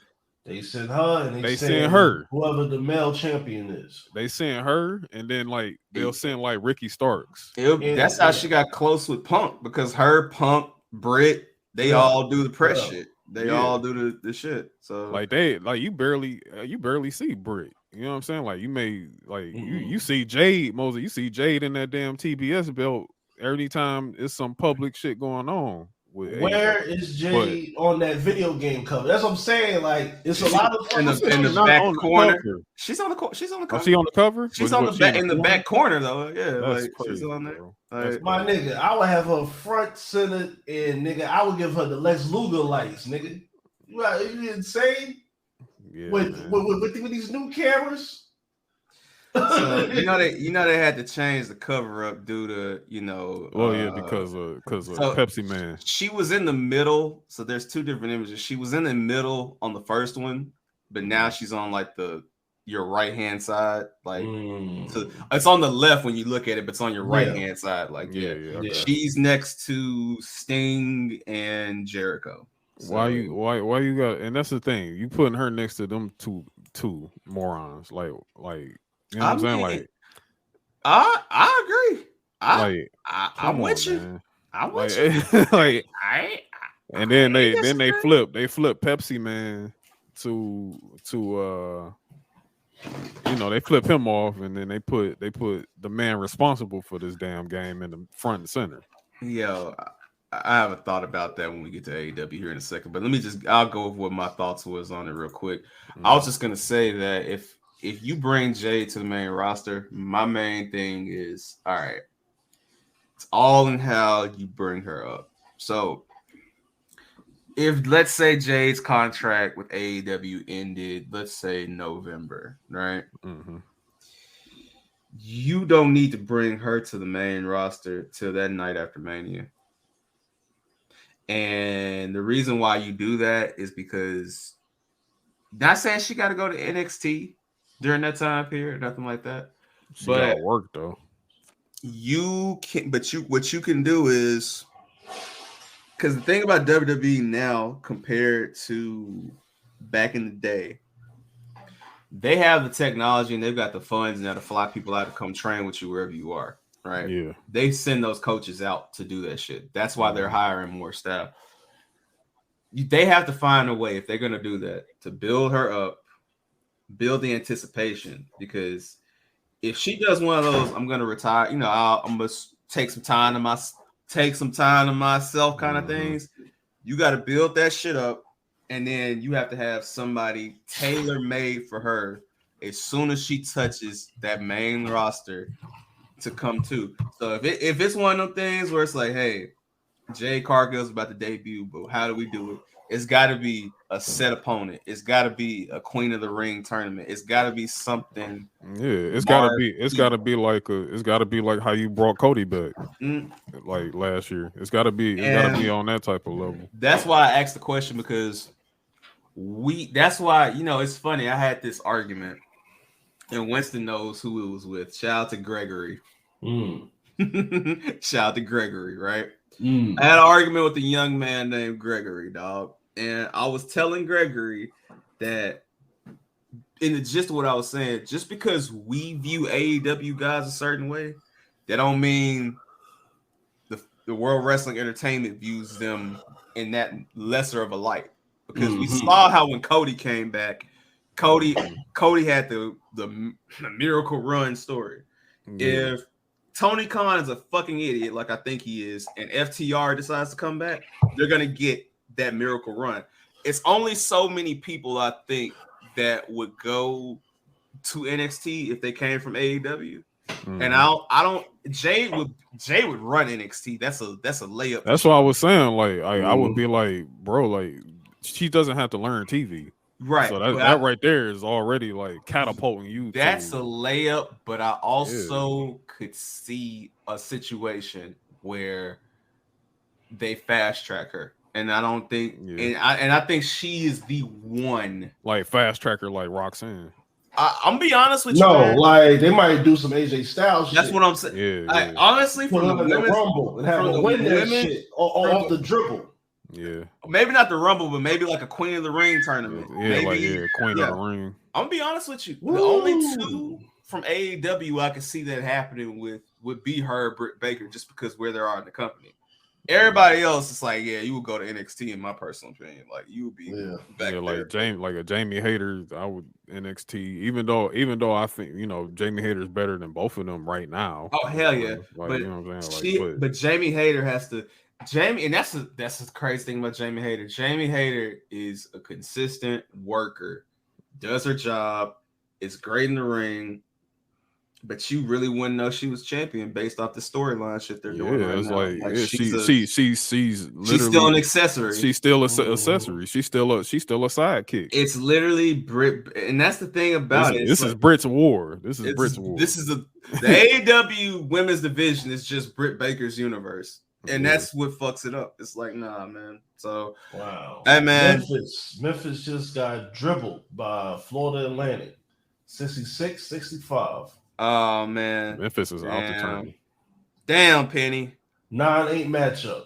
Damn, Penny. I was hoping to get y'all niggas in the Sweet 16. Boy, ain't no more bracket surviving right now. Ain't no more playing. And I know my nigga. I know Mark finna hit me up on Twitter and talk his shit. Fuck you, Mark.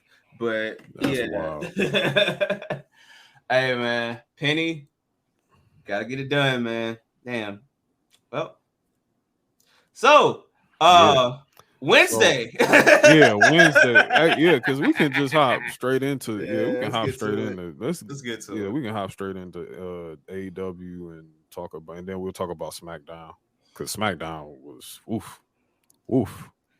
Action packs. Yeah, SmackDown was it's WrestleMania season. You feel me? But yeah, Wednesday we had. Okay, I'm not understanding this Black Snooze Combat Club thing versus Dark Order and Hangman. Like, I don't know what we're doing here, but hey, bro, vibing. Me and Winston, we me vibing. and Winston watch this man. Winston watched this man tap out in a last man standing match. But whatever. Yeah. And this shit is still going on. Yeah, man. I don't know. Like they brought back the dark, like bringing back the Dark Order right now is crazy. Like bringing like Christopher, like not Christopher Daniels, but Stu Grayson. Same thing. Yeah, same thing. Like what are we doing? Like what are we doing? Like craziness. This shit should be over. Like why is Moxley still doing? Like why is he not like at the crib? And speaking of Moxley, he's starting to complain about the house shows already. Well, no. Moxley got a good reason because I'm gonna tell you why. I'm not capable for this motherfucker. No, I want to hear this. All right, the event he got booked for, he was booked, same money, right? No, fuck the money. The event he got booked for is Scrappermania, which is an Irish, like their Irish Wrestlemania of Indies over there. Okay. And he been booked over there since COVID, but they haven't had a chance to have it because of COVID. This was back when he was U.S. champion for New Japan. Yeah, like 2020 type shit. He's been booked since 2020. So they've been trying to get him over there since then, and this is their first one. They got him locked in and shit, and then they booked him, and AEW was like, "Nah, we need you." And then they told them, "Yeah, we're gonna send you Eddie Kingston and fucking like somebody else random as fuck, like for the replacement." So it's like, no. So we paid for Moxley. You ain't sending me Eddie Kingston, I'm bro. Saying. Yo, they keep doing bad personal bills. Yeah. What the fuck? Nigga, that shit that's nasty. Nigga, you better them fucking dragon tattoo niggas, them Dominicans. And then look, check this out. Crazy. Yo, cut your arm off. So yeah. He gonna fuck around. Yeah, he was supposed to be there in 2020 for Scrappermania 6. Right, and they told him nah. And the replacements was Eddie Kingston and Pac. But y'all want to laugh at this? And shit? Bastard Pac? Hold up, but here's y'all want to laugh at this? Oh God. The Irish promotion announced on Friday that Eddie, I don't wish nothing on bad for nobody, so get well soon, Eddie Kingston. But Eddie Kingston got COVID, and so he got pulled from the event. So now all right, man. Fucking fight. All right, man. All right. I need you, Tony. I need you to bring your ass to Ireland. All right, man. Nigga, Tony, he ain't making it for Scottish. Hey, bro, no, he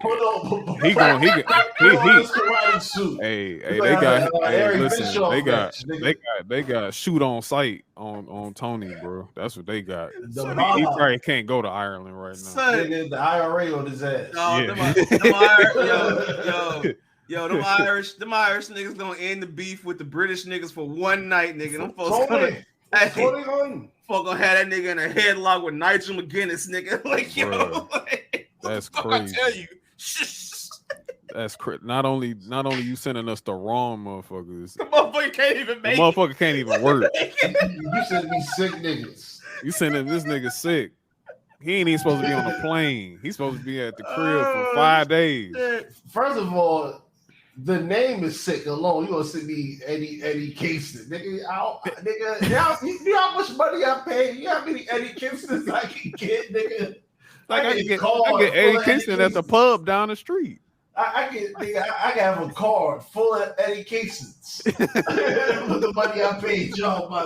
That's why he's pissed. It's not him being a prima donna overdoing house shows. Because it's Moxley, dog. He goes to fucking high school gyms and bleeds over there. So I mean, he ain't allowed to no more, but he's still gonna do it. Yeah, he's still gonna do that shit. Remember what we talked about? Hold on. Remember what we talked about last week? I guarantee you now. He walked to Tony and said, "I'm going to Bloodsport." He said, "I'm going to Bloodsport. You ain't like fuck that contract. I'm going to Bloodsport." When I saw him with that fork, that was some of the grossest shit I've ever seen. My son that is some indie bullshit. My son said, "I'm going to flop around that ring with Nick, and there's nothing you can do to stop me, Tony."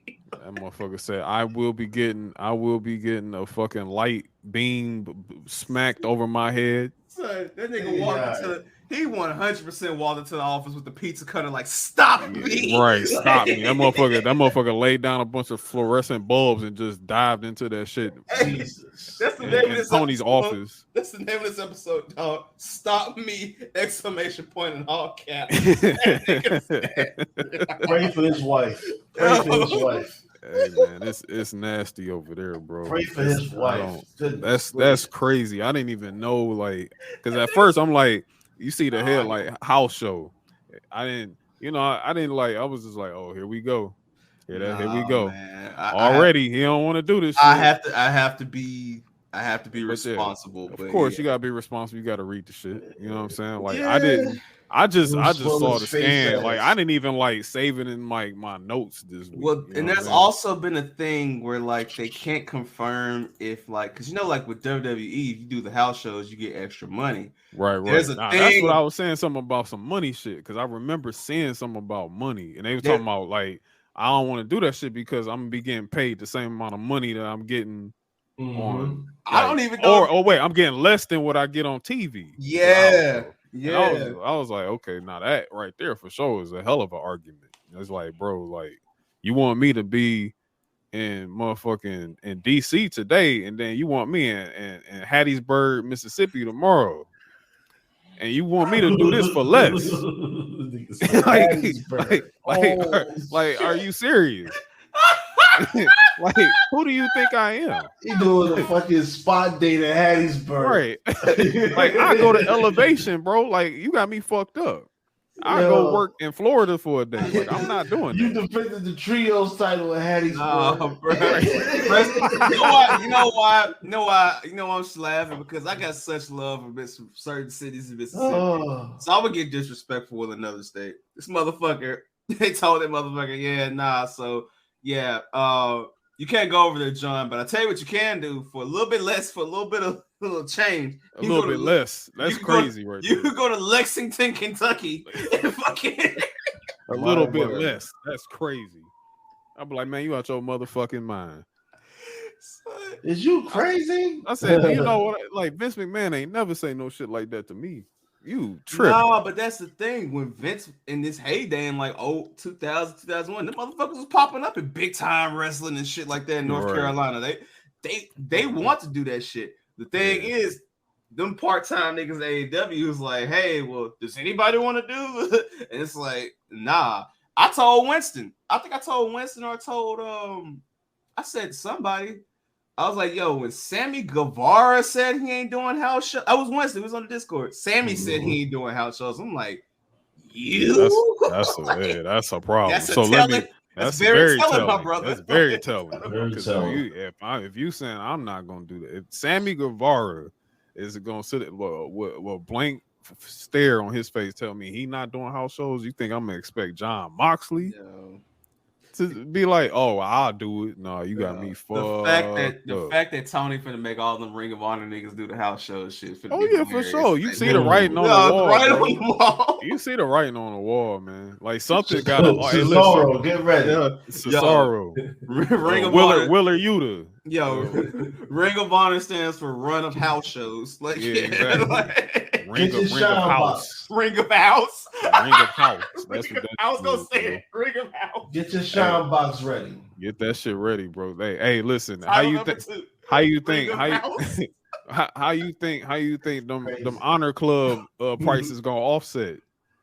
Oh, what you mean? It's gonna be you think that ain't in the green right now? Oh, bro, it's gonna be bro. Honor Club niggas finna get 20% off a house show ticket, my nigga. What you mean? Like, you finna get, bro. Matter of fact, correction. You gonna get 20% off a ticket and 30% off your favorite Ring of Honor T-shirt, bro. Like, bro, they finna run that. Hey, listen. Hey, I'm just gonna say this. I'm Everything praying. Hey, listen. I'm praying for whoever's doing the accounting. I'm praying for you. Man. That shit gotta be crazy. Bro, it's for all. They gonna be like, yeah, we was doing it on QuickBooks. Bro, I'm talking about who is these niggas? Samoa Joe versus Eddie Kingston, Park 57. Be like, wait, excuse me? Live from Tuscaloosa, Alabama. Wow. That motherfucker Tulsa, Oklahoma. That's crazy. Be like, yo, what the fuck, man? That's wild. But yeah, hey, look. It's a very interesting year, man. That's all I can say. Bruh, this year might top last year, dog. It might, dog. It just might. It just might. And it's only March, bro. It's only March. Like when that summer, oh my God, bro. When that summer hit, I'm telling you, bro. This summer is make it or break it, bro. I'm telling you. Oh man. But Forbidden Door 2 better be. Oh yeah, they had to. But what can? All right, let's be honest. Since we're here, this is AEW topic. Yeah. What can they fucking do with this shit now? Stay healthy. But even if they stay healthy, like, all right. Well, and this is another thing. Like, this is okay. Go ahead. I was gonna say, like, honestly, when this is the problem when you do shit like this. This is why WCW only did this so many times. Mm. What matchups can you show me that are gonna make me say, "Ooh, I want to see"? And that's what I was about to fucking say to you. Because I'm about to say, you can tell me, Okada gonna be there till you blue in the face, nigga. Okada was there last year. All right. You can tell me Naito gonna be there. You can say nah. Respect to my OG Tetsuya Naito. Naito said ain't coming over the face. Respect. No, I'm not saying this is no disrespect. No, we all good. I'm just saying Naito wasn't there last year. No, Naito said I'm not going over. Naito said I'm not coming. I'm surprised they got oh my goodness. Not Shibata. Talking about Minoru Suzuki? Not Suzuki. No, not Suzuki. Yeah, you gonna get Suzuki. Suzuki always gonna show the fuck up. Talking about Tanahashi? Not Tanahashi. All right, he always goes to. All right, he fought Orange Cassidy last, and that was like late last year. Him and Orange Cassidy had a match on Rampage. Shibata did, yeah. Shibata did. Yeah, that's why I said Shibata. I was making sure I didn't say the name wrong. Yeah. Like Shibata was there last year. And then like I said, he showed up again on fucking Rampage. So that's not gonna really move me. I mean, I love Shibata, but that's not gonna move me. Okada's already been there. We had a fatal 4-way with Okada, you did Tanahashi versus Moxley last year. In New Japan and the US. What about a US New Japan show is gonna be different from this Forbidden Door shit? Because it's literally the Strong same is not thing. Gonna move me, bro. Like not low. The only and then like you just did Osprey and Kenny at fucking Wrestle Kingdom. So y'all, the opportunity y'all had to do that shit last year is just gone now. Yeah, if y'all trying to run like Osprey versus Kenny too, like just because it's Canada and shit, like all right, bro, like you got it. You got it. You got it. You got it. You got it, pimp. But that's Kenny gonna have to defend the belt too at this. He's got to defend the United States. He gonna defend it at San Jose, and I think he's gonna do it there too. But the thing is, like, all right, he not dropping it in San Jose unless they drop it and then it sets up a program with somebody. But here's the thing. There's nobody in New Japan now that they have added that has been like, ooh, I have to see him versus Kenny Omega because I'll never get the chance to see this shit again. It's not.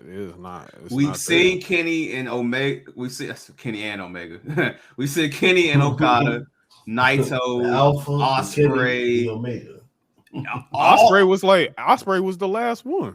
All of them niggas. I mean, Osprey was the last one left. All of them niggas, dog. Like, there's literally nobody there that I can think of. And so even if you do the bullshit where it's like, okay, well, Danielson versus Okada, what's that gonna do for me? Like, what is that? Danielson's gonna job out. Exactly, because that's the thing. It's Okada's not gonna lose. It's that predictable. Okada's not losing. Yeah, it's too predictable. So it's like, what is the purpose of that? They're gonna. Good luck running this one, champ. Getting niggas to care about this shit. So yeah. But yeah, that's woof. Good Lord, woof. Yeah. We'll see how Forbidden Door 2 goes. I mean, that's gonna be big for them. Jade knocked off another scrub, another scrub, another jobber, and then Taya Valkyrie is now AEW. I mean, what else is she finna do? I mean, no disrespect to her, because I actually like her. I love her. Taya Valkyrie's nice. I love her. Yeah, I hate how it shook out with her in WWE, but that wasn't really. That was just a part of the time that she was in. She just so happened to be there at the wrong place at the wrong time, honestly. Yeah. And it's better to go ahead and let two people go at the same time instead of just keeping one person. So her husband had to go to, shout out to Morrison, but they both had to go. Yeah. But honestly, a Taya Valkyrie, John Morrison combo, they're built for the indies. They're built for NXT. When it comes to that main roster, John will probably get the IC title, maybe if you're lucky and someone's injured. But yeah, this is good. Yeah, we way past that. This is good. This is good for Jay. Jay gets in the ring with a certified veteran who can, they can actually build a program with her. But the thing is, will they actually do it? To be decided. So they should. I mean, they should for real, because again, AEW has been the land of debuts, and then debuts and disappearances. Yeah. All I'm gonna say is this: I better not see Taya Valkyrie on fucking Elevation. Hell no. They better absolutely not. I'm telling you. I swear, listen. YouTube wrestling. I swear to God, I better not see her even touch Elevation or Ring of Honor. No. If y'all don't, and again, y'all did this on Dynamite. Keep that shit on Dynamite. Do not put this shit on Rampage, because we know exactly what the fuck is gonna happen. They're gonna do this blow off on Rampage, and then Taya is gonna be gone. We're not even gonna see her no more. She's still gonna be with the company. You just ain't gonna see her. We ain't gonna fucking see her. But you know what? I guess Taya had to ask herself the question: do I want to take these MLW checks where no one's gonna see me, or take these AEW checks where I get seen for a little bit? And that's the problem with the companies right now. It's like MLW not having a TV deal and not being able to compete the way they have been in the past. That's fucking with them, because they need something. Yeah. To convince people. How do you watch that? Shit. Literally YouTube, right? And Reels. Yeah. And the thing about Reels is owned by the NBC Universal shit, but MLW got their lawsuit with WWE, and even still, WWE has it in place where ain't no other wrestling on Peacock but WWE. But us. Yep. But us, nigga. Yep. So yeah. So and MLW is trying to say they get WWE got their foot on our necks. It's like, nigga, y'all trying to come in when we was already here. Yeah, nigga. You can't, yeah. Like I do think no, Tubi's Fox. They can't do Tubi's Fox. Well, they can't take it. Here's the thing. Call Jeff Bezos. Here's the thing, bro. Here's the thing. Call Tyrone. I do think that there is, a thing where WWE comes and takes talent. But it's a business. And more importantly, if I know WWE is at NBC and at Fox, I just can't fuck with NBC and Fox. I'm gonna have to go somewhere else. And then the kicker, and then here's the other kicker. WWE is trying to currently sell themselves. So if you think these motherfuckers gonna be weak and say, "Oh yeah, y'all come on and here say, too. yeah, y'all can be on here while we actually over here with one of our potential buyers, my nigga, get the fuck out of here." Exactly. Y'all better make this move in July, nigga, when this shit over with. Nigga. Yeah, when we done, then y'all can figure y'all whatever shit. If we done with Fox, then you can go holler at Fox or whatever. You can holler at Peacock and say, "Hey, y'all ain't got no wrestling no more. Hey, we right here." Yeah. Yeah, the MLW gonna have to figure that shit out though. Court gonna have to figure that shit out, player. Like, hey, figure it out. Figure it out. And you better lock. You just lost Taya Valkyrie. You just lost some of these other motherfuckers. Hey, even Killer Cross said, I would much rather put my hair back on and go on SmackDown and get my TV time than be on this shit. So you better hope you lock some of them contracts down, because the moment Jacob Fatu is available, trust in me when I tell you. That boy is 3-minute warning is coming right like. So yeah, bro. Like, and then the other kicker too is like, ain't gonna be nowhere else to run. Like, control your narrative is all but dead. That's on NWA now, basically. So yeah. Oh, they got absorbed in the NWA. Yeah, because Freak Man, EC3, he's on NWA now, so it's like he just said, "Fuck it, I'll just become a part of the alliance." Yeah, them niggas is a stable now. They ain't even no promotion; it's just a stable now. God, damn. Yeah. Hey man, them motherfuckers was doing shows last year, bro. Hey man. Hey man. God damn. Hey man.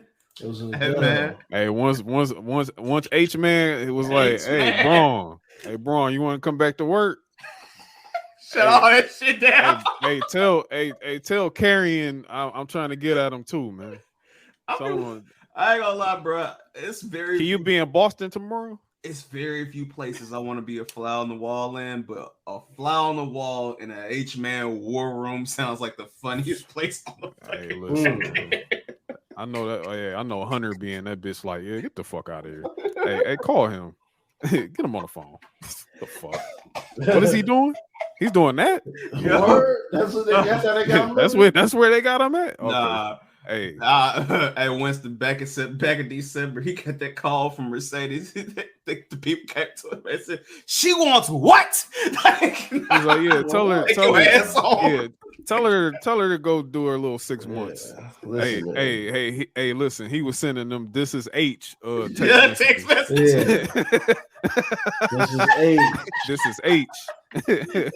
All caps. motherfucker was sending.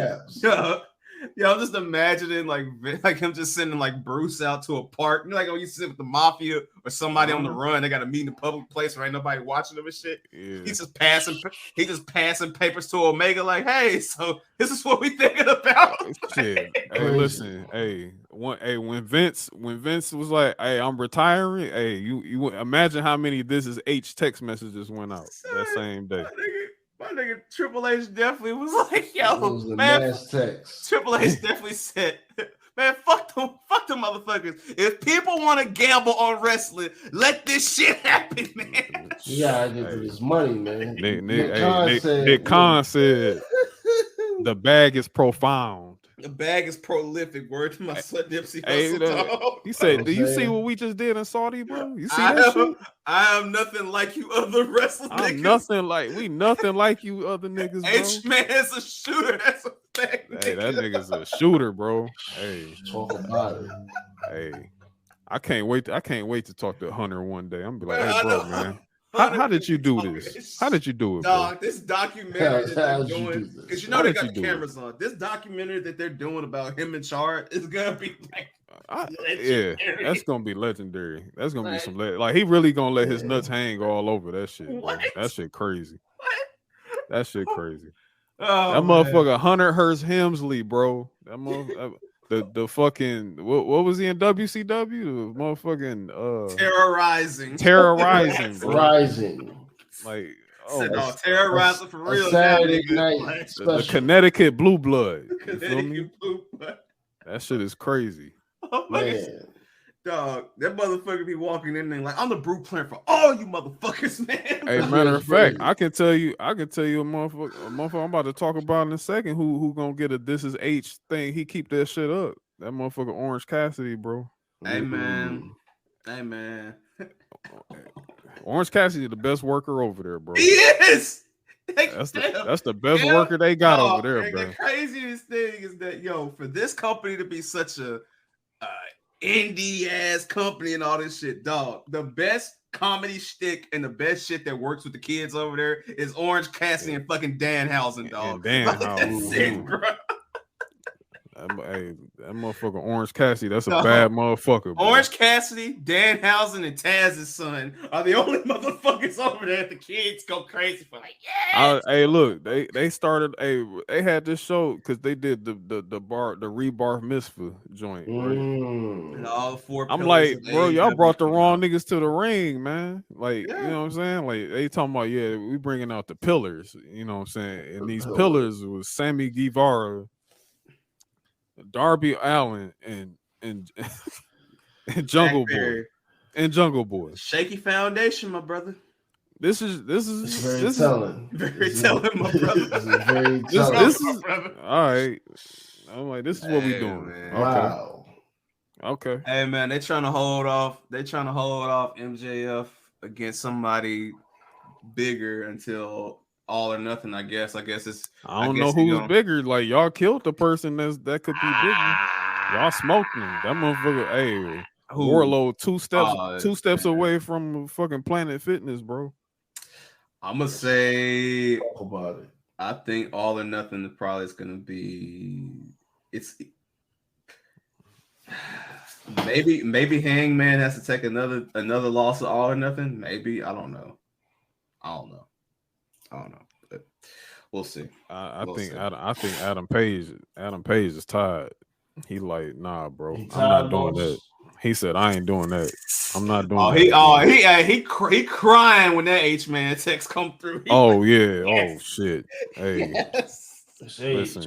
Matter of fact, how AEW ended. This is kind of interesting. You know what I'm saying? Like, we had House of Black versus the Jericho Appreciation Society, but for some reason, the end of the show. Well, wait, we had the trios joint. Triple threat trios. Triple threat trios. The Elite, Jericho's Bagman, and House of Black. And House of Black. Yeah, House of Black retained.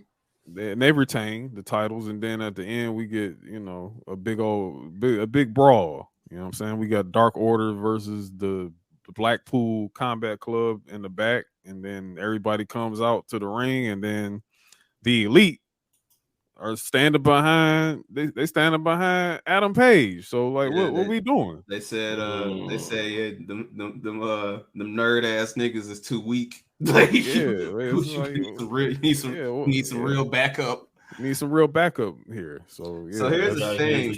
Here's the thing, though.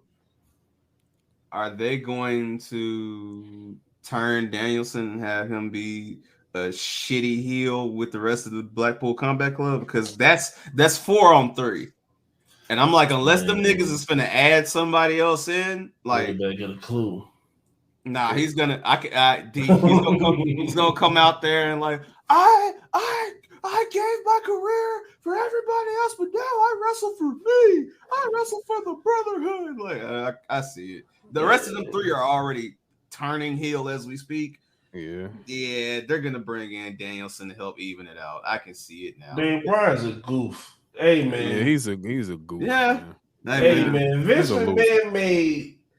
Listen, there's nothing that Vince like there would never be another. Hey, take Vince out of it. Take Vince out of it, brother. I want y'all to say it with me on 3. Say it with me on 3. 1, 2, 3. Roman never lied. Again, he never lied. Roman never lied. Roman never lied. Roman told that nigga on a treadmill, "Hey, bro, shit over with. That shit is over. Ain't no more yes movement. Out of here. Get that shit out of here. Get that shit out of here. That shit's done." Roman did that shit on a casual Friday night job. That shit crazy, yo. Vince McMahon made Hulk Hogan and he made Daniel Bryan. Think about that. Like, yeah. Anything is possible. Yeah, bro. That's what I'm saying, man. This motherfucker just wanna Hey, bro, Danielson, go do the G1. We don't care. Go do all this shit. I mean, like at this point, just go fucking do the G1. You're like, go do it. Go put on a fucking 45-minute match with Okada so you can lose and you can say you want to get back at G1 and shit. Just get the fuck out my face. That's all I want. Just go. I mean, like, seriously, like, because I just don't understand. Like, is that why you lose? Is that why you refuse to put a belt on you? Because you really, really want to go to the G1? You really want to do the all G1? this shit is, man. I don't think AEW, they know how to do anticipation much. Hell no. I think like most of the problems will go away if they just pick up anticipation. Put in some put it like this. Highlighting squash matches. Put it like this, Winston. I'm gonna put it like this. El Hijo del Vikingo, is that how you say his name, AJ? The dude from AAA? Yeah. All right. Sound like a nice plate. Nah, this dude, no. So look, this dude I just mentioned, right? Yeah. He's literally the top star in Mexico. Like the top star. He is the guy in Mexico right now. Right? And they literally just announced today, oh yeah, him and Kenny Omega are gonna have a match on Dynamite, just randomly. They didn't like. You notice how like when the Shinsuke and Great Muta shit happened, that shit was. They fucking did a press conference for the shit. Press conference. They hyped it up. Yeah, they hyped it up. The thing is, that match was supposed to happen, but visa issues and different shit. It never happened in AAA like it was supposed to. Yeah, they fought in AAA for the title before, but now it's just like, oh yeah, just Dynamite. Yeah. Here you go, like on a random Wednesday. Wednesday. And they do that shit too much. They do it too much, and then they just try to sell it as like, yo, this dream matches and shit. It's like, bro, how can it be a dream match when you don't have no build? How am I have a dream match? I ain't had time to sleep on it. Like, what the you fuck? Got no build. There's no build. It was all a dream. It was all. Like, it's I don't know. I don't understand it over there, man. Bro. Like I if you do it on the E. If you did this in the E, you're gonna have a supercar on your hands. You're gonna have a beast in the East happen. That's what happens. Sean brought Mako Satomura over from the UK and was like, yo, we finna build this shit up. Like, you gonna get a month of this build for this one match. You know what I'm saying? One match. Like one TV, fucking match. On TV. One match. This whole fucking build. Like, WWE didn't even televise the Muta Shinsuke shit. They had Shinsuke fucking pop up over there. They brought the violin nigga with him over there and shit. All that shit. Like, yeah, it's crazy. It's wild, man. I don't know. I don't get it, man. But whatever. But hey, that's AEW. AEW. SmackDown. SmackDown. Yeah. SmackDown tonight. So we start off, bro. We have couples counseling. You feel me? Cody Rhodes opens the show. And you know what I'm saying? He calls out, he says, that yo. Cody SmackDown pop. Yeah, that Cody SmackDown pop was crazy. That they said he was gonna get booed, right? They said that, right? Bitch ass niggas. Yeah, they said Cody was gonna get turned against, right? They said a lot of things. I haven't heard a boo yet. A lot of things. They said a lot of things. They said if Sammy don't get the main event, they're gonna turn on Cody, man. I haven't seen it yet. And we're gonna talk about this shit, bro. We're gonna talk about what happened. But he calls out KO. He said, Hey man, I need KO, come on out, man. Come out. I need to holler at you. KO comes out, and then he just like, well, you know, what's up? You know, we talking. Hey, but hold on real quick. Hey, Sammy, yo. I need your ass out here too. Get your ass out here, bro. I need you. And then KO like, hold on, bro. Wait. You trying to trap me? Nah, bro. We gonna talk about this shit. We gonna talk, man. We gonna talk as men. Feel me? Because this some bullshit. What y'all doing right now is some bullshit. I love y'all. You know what I'm saying? I don't like this. I don't like this shit. See, unity. You feel me? So he like, we know we gotta beat the bloodline, and like I need y'all. You know, I need y'all to skip y'all bullshit, put all y'all bullshit aside, and let's game. Squash the beef. Squash the beef. Literally, like they had a conference. You know what I'm saying? And KO like, man, you know, I ain't feeling this shit. Like, I don't want to do this. Like, I'm good. You know what I'm saying? Like, and Sammy's out there like begging, like, bro, like for real. like I need you to help me defeat the bloodline because like I can't, like you can't do it by yourself. I can't do it by myself. Harm you. And like, you know, we friends. And then like KO, like, bro, we not friends. Like, you got me fucked up. Yes. So he leaves. Yes. And then Sammy go chase behind him, like KO about to jump in the Hellcat. You know what I'm saying? I saw him too. He was about to go federal. Yeah, he was about to go crazy with it. You know, he was about to go do some donuts in Kansas City tonight. And Sammy, like, look, man, you know, like, we ain't even gotta be boys, man. We even though I love you, like, you my brother and all this shit, you know, I need your help. And KO, like, bro, I'm about to go turn some corners. You feel me? Like, have a good night. Speeds off in the Hellcat. He told him I love you before he dipped off, though. Yeah, he said I love you, bro. You know what I'm saying? Like you know, you my man's. My man. What's up? Yeah. But he peels off, you know, and that's that on that note. So we get god damn, what was the first match? Was it the the tag team qualifier? No, it was the mixed tag. It was a mixed tag. You're right. Oh, Rhea Ripley and Dom versus Santos and Zelina. Man, Santos and Zelina was getting busy. Hey man. Say man. She's best when she's jumping around, whipping around, swinging around. I said this a while ago. I said she has momentum. I said it here. I said it with Winston. I said I can see Zelina eventually, not right now, but with the proper build, taking up that slot that Sasha was in, that Sasha didn't want to be in, where it was see that. You know, I might not be the champion, but I got this, that, and the third. So I gotta look. I gotta look. And let's she keep with the and she can move. With the luchas. And she with the luchas. And she married to the White Devil. You know what I mean? Yeah. Hey. Literally. Hey, she put that shit on with that cosplay shit. Yeah, she put that shit on. She be having that shit on. Man, yeah.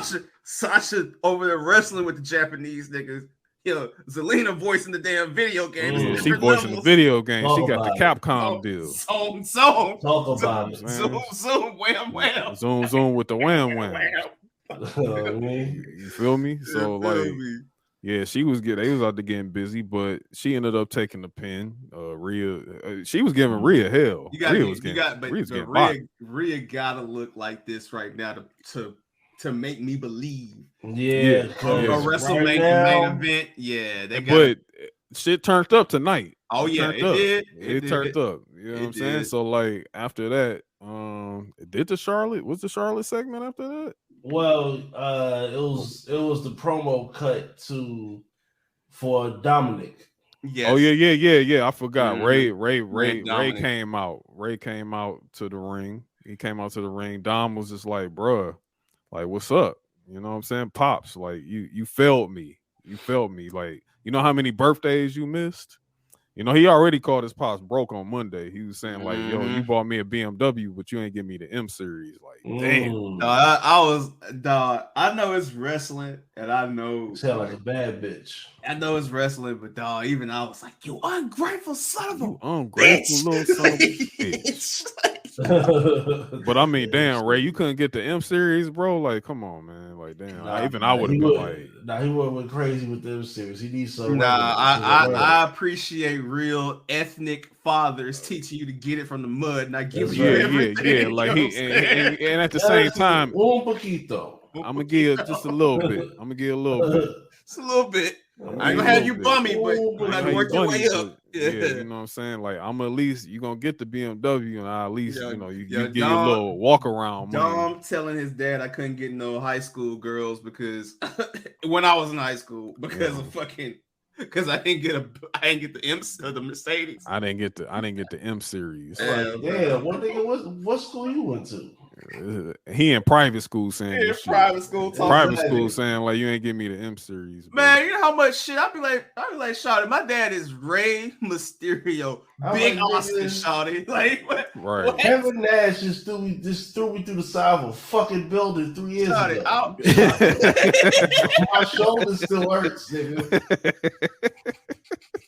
I'm I'm out here doing this by myself. Nigga, Uncle Eddie was putting me through hell in these matches. matches. You know how many matches with Uncle Eddie I had to do for you to get that BMW, little motherfucker? Yo, he left Atlanta. I've been down this motherfucker by myself. Yo, I just imagine Ray walking in the room, putting on Halloween Havoc 97, like, look, watch this back and forth and tell me what you deserve.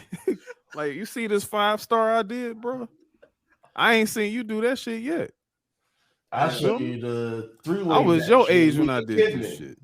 You ain't see nothing. Oh, so we don't appreciate shit now, huh? Oh, so everything I just don't get appreciated. When I had your little 8-year-old ass out there on national TV in a ladder match. Oh, now I'm the bad guy. You went back to school and was like, I was on SummerSlam, y'all. Now it's my fucking fault. Nah, it's my fault though, because you didn't get an M series. You was swinging from my nuts when I was in Philadelphia.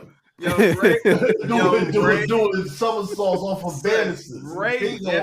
Ray definitely walked in the crib and started talking like Elroy in Spanish and said, I started all this shit. Is this the motherfucking fucking thanks I get? I started this wrestling shit. Like that hey, bro, that's me. Ray was upset. Like tonight he was just like, bro, like for real, I should beat your spoiled ass.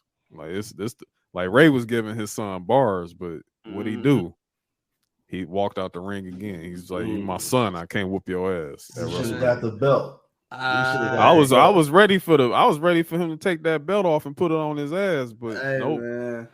Yeah, didn't do it. That pop. If I was in the audience, I'd take off my belt. I would have threw it at Ray. I'm like, hold on, take mine. That gotta be the thing at Mania. Everybody throw their belt in the ring. I just wonder, like, how long they gonna push this shit? How long they gonna keep doing this to us, bro? Like, Ray got 2 weeks. That's what I'm saying. 2 more weeks of this, 2 more weeks. Like, yo, imagine like they wait till like literally the Friday of Wrestlemania and just like fuck it, it's on. Like, you know what I'm saying? He can whoop his ass. He be like, yeah, tomorrow I'm gonna whoop your ass. Tomorrow night, first match, me and you. Don't call your mama. You know what they gotta do. Call for your mama. You know what they gotta do, bro. Dom gotta interrupt the Hall of Fame ceremony. That's that's crazy. Yo, that's crazy. That's how they gotta do it, dog.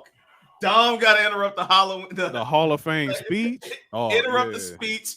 And had a match tomorrow. Yo, that's just disrespectful. So the crowd could be like, Ray. Yeah, man. That's wild if they did. If they booked it that way, wow, that'd be crazy. They have to. It's getting too disrespectful, dog. Because he definitely dropped down. He definitely dropped the bar. Like, I'm about to do this Hall of Fame shit. You supposed to be, at my side when I do this. I was hoping you would be there. You know what I'm saying? He just like. So you got to go in the Hall of Fame for being an absentee father? Okay, that's what's up. Angie, Aaliyah, stay y'all ass at the house. It's gonna get a little dark. It's gonna get a little dark. So we have that segment, and then did we have the tag team qualifier. Also, the next I'm going through the cards. So the next thing was Rhea and so it's tag team qualifier. And tag team qualifier. So we had Raquel Rodriguez and Liv Morgan. That's an interesting pairing. Yeah. I mean, they always, every time they pair Liv with somebody, they pair with somebody big every time. Yeah, except for like when they did Tegan Knox. But except for like that's just how they do it. Like just like it was her and Rhea before, so now it's her and Rhea's homegirl. So now I like this though. I like giving the tag teams a match at Mania instead of just doing the typical battle royale shit. Nobody wanted, because damn well if Vince was there, bro, that shit there'd be all women's battle royale and then the Andre Memorial joint. You know what I'm saying? Yeah, I like the tag teams because I can't prove this. Mm-hmm. If H-Man was smart, even if you don't do it by brand, the winners of those tag team 4-ways, you're the new WWE tag champs, and KO and Sammy are the world tag champs. Like that's how you can split the belts. That's how you bust down the belts. That's how you bust down the belts. Like that's interesting. and then with the women, if you want to do it where the women are like the top contenders to, whoever wins that shit. To Lita and Becky. Yeah, that's how you can bust that shit down, man. Yeah, especially with the draft coming up too. Because if you bring back World and WWE instead of just Raw and SmackDown, it won't matter which brand they're on. It won't be like just the blue belt and the red belt. You can just float them motherfuckers. Because haven't they said they've had like new tag team titles? Yeah, they said they got new designs. They got new designs for certain. I think they've ordered like new designs for every belt. I mean, we are in the Hunter Hearst Helmsley era. Yeah. So some stuff is about to change soon. I feel like that night after Mania is gonna be something. A 1-on-1 all time. Because you can't do that match for just no reason, just to say you did it. Like there's something attached to that. Yeah, there's some takeaway from it. And when Cody got his ass up there and said, "Once I win, that's when management should split the shit up," I said, "Yep." I said, "Where that Wing Eagle motherfucker at?" If he get a reimagined Wing Eagle, that's gonna be day one cop. That's gonna be something crazy. Day one cop. That's gonna be something crazy. So where is Cody gonna go? Channel wise, if you ask me, because this all depends. This depends. I'm gonna say this: there's one caveat. If Roman's going on vacation, you got to put Cody on Fox. The thing is about that, because Raw, you see the Cody effect on Raw. Oh, you do. Like that 9. Well, it's 8 my time, but that 9 o'clock hour starts off with Cody Rhodes. Yeah, the Cody effect on Raw is real. Like that shit, like for real. Like he is a needle mover for Raw, which is why he's good for Raw. But like, you just gotta if you keeping Cody on Raw, you just gotta make somebody for SmackDown. You're gonna have to literally gonna have to make someone. Somebody's got to get made. So. If Roman's about to step away for a little bit, you know what I'm saying, until like SummerSlam season or whatever, like I feel like that's opportunities. Yeah, that's opportunities to like make someone. Or maybe, just maybe, because he's already wrestled everybody on Raw at this point this past year. Maybe Seth gets SmackDown. Yeah. Maybe maybe with Seth beating the celebrity, that gets Seth to SmackDown, and you build from there. Which is not a bad idea. You gotta reshuffle. I honestly think if they're smart, they hold off on Cody and Seth for a while. They don't. Oh, absolutely. Especially if you go in that direction, like you definitely not doing. And if you want to keep Seth a face or the tweener he is right now, move him on different brands. You got to move it. Yeah, you can't have him on the same. Can't have him on the same brand. No, cannot have. Can't have him on the same show. Yeah. So I think I don't know. I could if Cody goes to Friday nights, I mean, so be it. You know what I'm saying? Like I'm not we not the decision makers here, but like if it were like just thinking about the fact that you got a 3-hour show on Monday. And you know how it is when you don't have a belt on that 3-hour show. It struggles. But it got a little better because you elevated the United States champion. You kind of made that belt for that time. Make it like what they did with Gunther in Theory was very H man. Know what he doing, man. We'll talk about that in a second, but yeah. So we had that. So then we move. Finally, we get some good building going forward with Rhea and Charlotte, because I was fucking worried. I was worried about this shit. So they turned the shit up tonight, bro. So we finally seen them put paws on each other for the first time. And goddamn, that was a segment. Yes. They was out there. They was out like shout out to Big Tim. Shout out to Big Tim. He knows when Charlotte takes the heels off, she turns into Charlotte Ibushi. Destruction. You know but no, I'm gonna say this about Rhea though. I don't know, man. Rhea is on that Triple H shit with that mic. She's gonna have to remix it up. She's on that cerebral assassin. Yeah, she had good delivery tonight. I'll say it was good, but like the thing is, I think they are very self-aware that this was not the matchup people wanted because they mentioned Bianca. She mentioned Bianca in that, and she was like, "Yeah, and we gonna get back to that later." But I gotta beat Charlotte. I gotta beat you. I'm gonna say this, man. This is the one thing about Rhea, why she can get away with that shit and she'll be fine. Rhea Ripley is literally the "oh Lord, he coming" meme. Yeah. Where it's like she's the one woman in WWE where it's like, because even Bianca, Bianca's presented as like Princess Peach with hands. You feel me? Like that's how she's presented, right? Mm-hmm. And Charlotte, we just know she's a great athlete. Yeah, Charlotte is literally her father. Right. You know what I'm saying? Like, and we got fucking, Ronda is Ronda, but that luster went away a long time ago. Yeah. So Rhea is literally the one, like, she's Debo. She's China, bro. It's literally like, here we fucking go. Like I'm sorry, you realize that, like, the ones they talk about the most, like Trish, Lita, all of them, they only got their shine when they moved China off over here. Oh yeah. But she is China, dog. When you see her walking down the ramp, it's like, fuck. Like, I be feeling so bad for little Liv Morgan because it's like, damn, Shawty, you not finna win this shit, man. Like, damn. But yeah, and I think Raquel will be the next one for that too. But now, Raquel's definitely gonna be getting tapped. But Rhea got that shit, man. And I think that with them turning up the way they have, I think this feud has gone to another level by having Dom involved in this too. Mm-hmm. Like he's most improved for me, bro. Like, oh Lord, like this Dom and Ray's story is by far one of the best stories outside of the bloodline. Like that's like maybe 1B most automatic heat drawing guy in the company.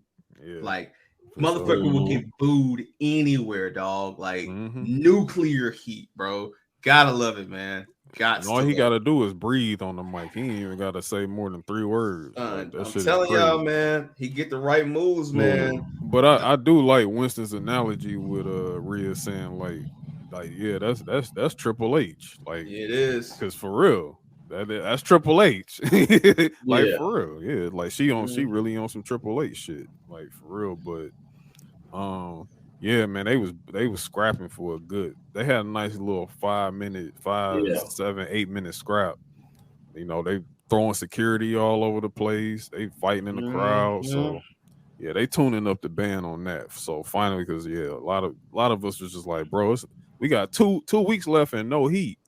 You know what I'm saying? Yeah, I was thinking like, man, did she even need to win that shit? I was like, nigga, they could have gave this to somebody else.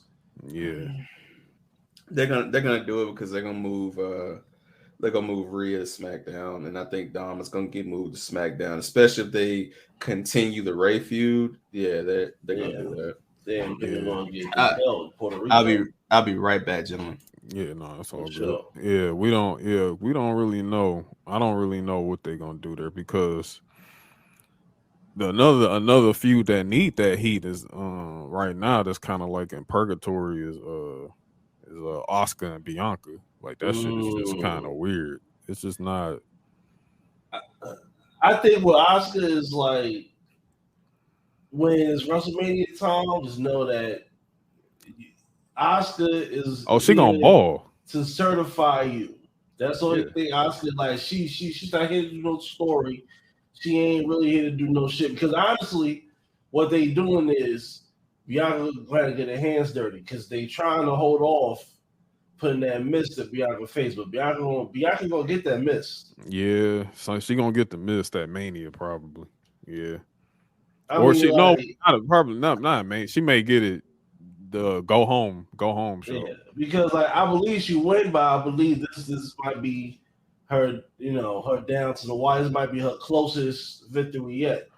Yeah, this is probably the first chink in the armor. Probably. Because after this, it's only Charlotte. And that Charlotte shit gonna be cash money. Yeah, that Charlotte straight going up. Cause she the last one left. She the last of the horsewomen. So you gotta do that. Like I am still kind of like iffy on who wins that though. Like I'm just like, is Bianca gonna take the pin at Mania? Because again, like if Bianca don't take that pin, I'll tell you like this: if Bianca does not lose at this WrestleMania, she's going to be the new Undertaker. She's gonna be undefeated at WrestleMania. Yeah, because at some point somebody has to be able to put up the Bill Russell, Will Chamberlain numbers for modern day women's wrestling. Like, those great records, those great feats. So why not Bianca? Because why not? Why not? I believe even though she'll do other shit and she'll blossom in other ways, but I believe that she's going to be around for a good period of time. Mm-hmm. Like, as far as like she's as dedicated as Becky and Charlotte is. Yeah, definitely. But but she also recognizes her star power at the same time, just like Becky. You know what I'm saying? Becky working out. She acting outside of this shit too. You know what I'm saying? So it's kind of like I definitely agree with you there. Like about Bianca, just at the same time, she gonna stay dedicated to the craft. You know what I'm saying? Like because at a certain point, you'll start seeing her start to elevate other talents and shit. You know what I'm saying? That's coming behind her. So and she gonna want to be there for that because she gonna be like, just like I took out the horsewoman, somebody gonna want to take me out. You know what I'm saying? So I want to make sure that I'm here to be able, for that opportunity to happen. But it's real interesting though how this stuff moves, because now that you mentioned it, because if Charlotte takes the L at Mania, Charlotte's without a belt, so then that's where you probably gonna insert Charlotte versus Bianca. You know what I'm saying? Because man, Charlotte is looking good, man. Oh yeah. Charlotte is looking on point. The crowd is behind her. That's what I'm saying. It's like, and also honestly, I trust Triple H a lot. I trust him a lot. Like I really don't have no complaints so far in the Triple H era because he's giving everybody their shot. He's like, if you fuck it up from this point forward, you fucked it up. Yeah, right. That's on you. Right. It's on you. I don't want to see you on no fucking shoot interview talking about they should have. We should have done shit. I should have got a fucking reaction.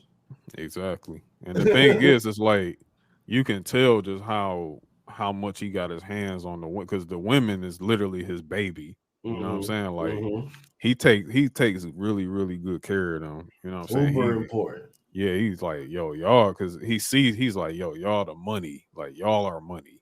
You know what I'm saying? Like, so I can't, and I want y'all, you know what I'm saying? Like, y'all really got y'all have a chance here to create a legendary lineage of like history. Yeah.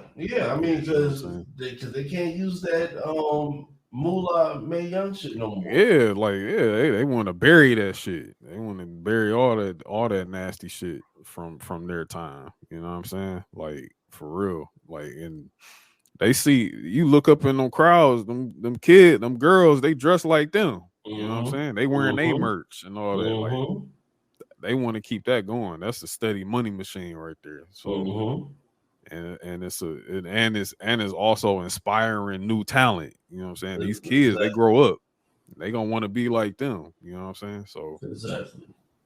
So yeah, that's kind of that's cool. That was cool there. Then we get the triple. Did we get? Because we didn't have a lot of matches. We didn't have a lot of matches. It was that mix. No, not that mix, but that qualifier. They had the qualifier join. Oh, LA Knight, Xavier Woods. Oh, LA Knight and Xavier Woods. That was a quick burn. LA Knight is over though. He over like Rover. And they try to make him a heel, it ain't gonna work, man. It's not working, bro. If y'all trying to heal him up, it's not on y'all. It's not on y'all. It's just not. Hey man, niggas fuck with LA Knight, bro. LA Knight good in the hood. LA Knight is good in the hood, bro. For real, like LA Knight is. And this is the same problem that happened in NXT, because when LA Knight was in NXT, he was a heel, but nobody wanted to boo him. Yeah, it's gonna be hard, yo. It's gonna be hard. Like I don't know.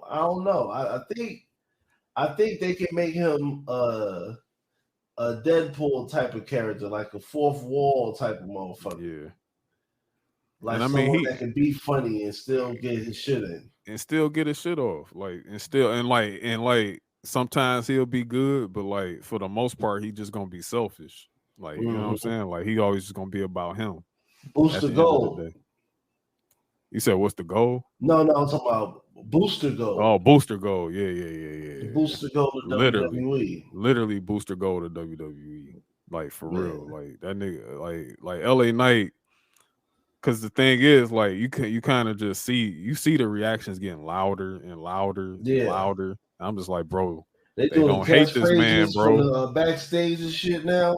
Yeah, like they out here saying like he doing the finger, and they saying LA Knight with him, bro. Like I don't, it's over, man. I don't know what to tell you. Hey man, but him and Ray, Shorty, what's your thing? I got money to pay. Right. So him and Ray, they like after he lost to Xavier Woods, him and Ray had words in the back. Like he fucked with Ray at the wrong time. Ray just like, bro, I'm tired. Like I'm gonna whoop your ass next week. Like for real. You know what I'm saying? Like I need a fight. So nigga said, what the hell did he just say? He said, what did you say? But yeah, like so that's on for next week. So Rey Mysterio versus LA Knight. One thing I gotta say though, like at some point y'all gotta let LA Knight win. Like he's gotta win the match. Like, because I think they trying to job him out and try to make you boom, but nah, it's not working, bro. Whatever y'all doing right now, it ain't y'all. It just ain't working. It's just not working, bro. The people have spoken. They like LA Knight, even if like in LA. I mean, he's not terrible. Like he's not bad in the ring, but like he's not like he's someone that I'm not expecting a 5-star match out of LA Knight. Hell no. Yeah, like LA Knight could be where Matt Riddle was. Yeah. Like he's multiple TV spots. He's a cool guy, gets a reaction, and he got the music. You know what I'm saying? Yeah, he got the music. He got hella mannerisms, bro. Like, I mean, he got charisma. He just got it. You know what I'm saying? Like, that man is a star. So it's just, I don't know what to tell you. Y'all got to fix that, bro. Like, y'all fixed him when he was Max Dupree. Like, y'all got him out of that. But y'all should have expected this LA Knight shit to take off. Y'all knew. Yeah. That's why y'all switched him back. That's why you made him LA Knight again, bro. So, yeah, that was that. So then we get to the triple threat, and it goes just as we expected it to go. So we booked officially. We got Gunther versus Sheamus versus Drew McIntyre at WrestleMania for the Intercontinental Championship. The match ended in a double knockout. So. And Gunther and the squad was out there, and Gunther just ran up in the ring like, nah, man, we can't have that. This ain't how it's supposed to go. I need to fight one man. But he ain't get it that way. And Adam Pearce booked it right then and there. So that's how we getting it. I mean, the writing was on the wall, bro. You knew we was gonna get a triple threat. Oh yeah. Like they wasn't gonna send one of them. Like you're not like, listen, let me tell you, if there's one motherfucker that's working WrestleMania, Drew McIntyre is not missing WrestleMania. Hey man, they're gonna listen. That was in Vince's last will and testament. Yeah, keep Drew on TV. Keep Drew on TV. And Drew, he not even like the healthiest right now, and that motherfucker still showing up to work. It's like, Drew, you need to go sit down. But nah, Drew, he going for that Mania shit. I mean, I don't know. It's a wobbler. Yeah, I think Sheamus is gonna win it. Because for the Grand Slam, to be the Grand Slam champion, for him to get his Grand Slam championship. All right, you got to look at what's going to take people throughout the summer. What is going to take Gunther throughout the summer into SummerSlam, because we gotta, it's still a possibility Roman might be in Detroit. Yeah, undisputed, unified. It's a chance he might still be undisputed champ. I don't know. I mean, because you got two different things here. You got Cody winning the world championship. You got that 1,000 days. And then you got the 1,000 days. Gunther loses. You know, I don't even think Gunther's gonna take the pin at Mania. Oh yeah. But if he comes off that belt, then you automatically just gonna insert him to win the King of the Ring. Like he's winning the King of the Ring. We can get some. I want to see some solo matches. I want to see. But like, I'm kind of ready for this draft. So yeah, the mid card can be reshuffled. Yeah. The mid card can be reshuffled, and then we could possibly see some NXT people come up. Yeah. Like and they get inserted into the mid card because if you, like for example, which I feel may happen because I think Braun Breaker is going to be coming up. I think he's going to come up. There's a good chance, honestly, that Carmelo Hayes still comes up too. Because if you've been noticing Carmelo been doing main event. He's been doing main event matches. But what about Grayson Waller?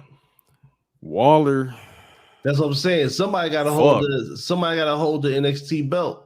Yeah, somebody got to hold it. That's what I'm saying. Like, I don't know. Like, that's what's making me so tricky about Carmelo right now, because I'm just like, y'all got Carmelo working these matches on main event for a reason. Like, well, I think they just got to see Melo hold heavyweight title first. So if he get the NXT heavyweight title and it makes sense, and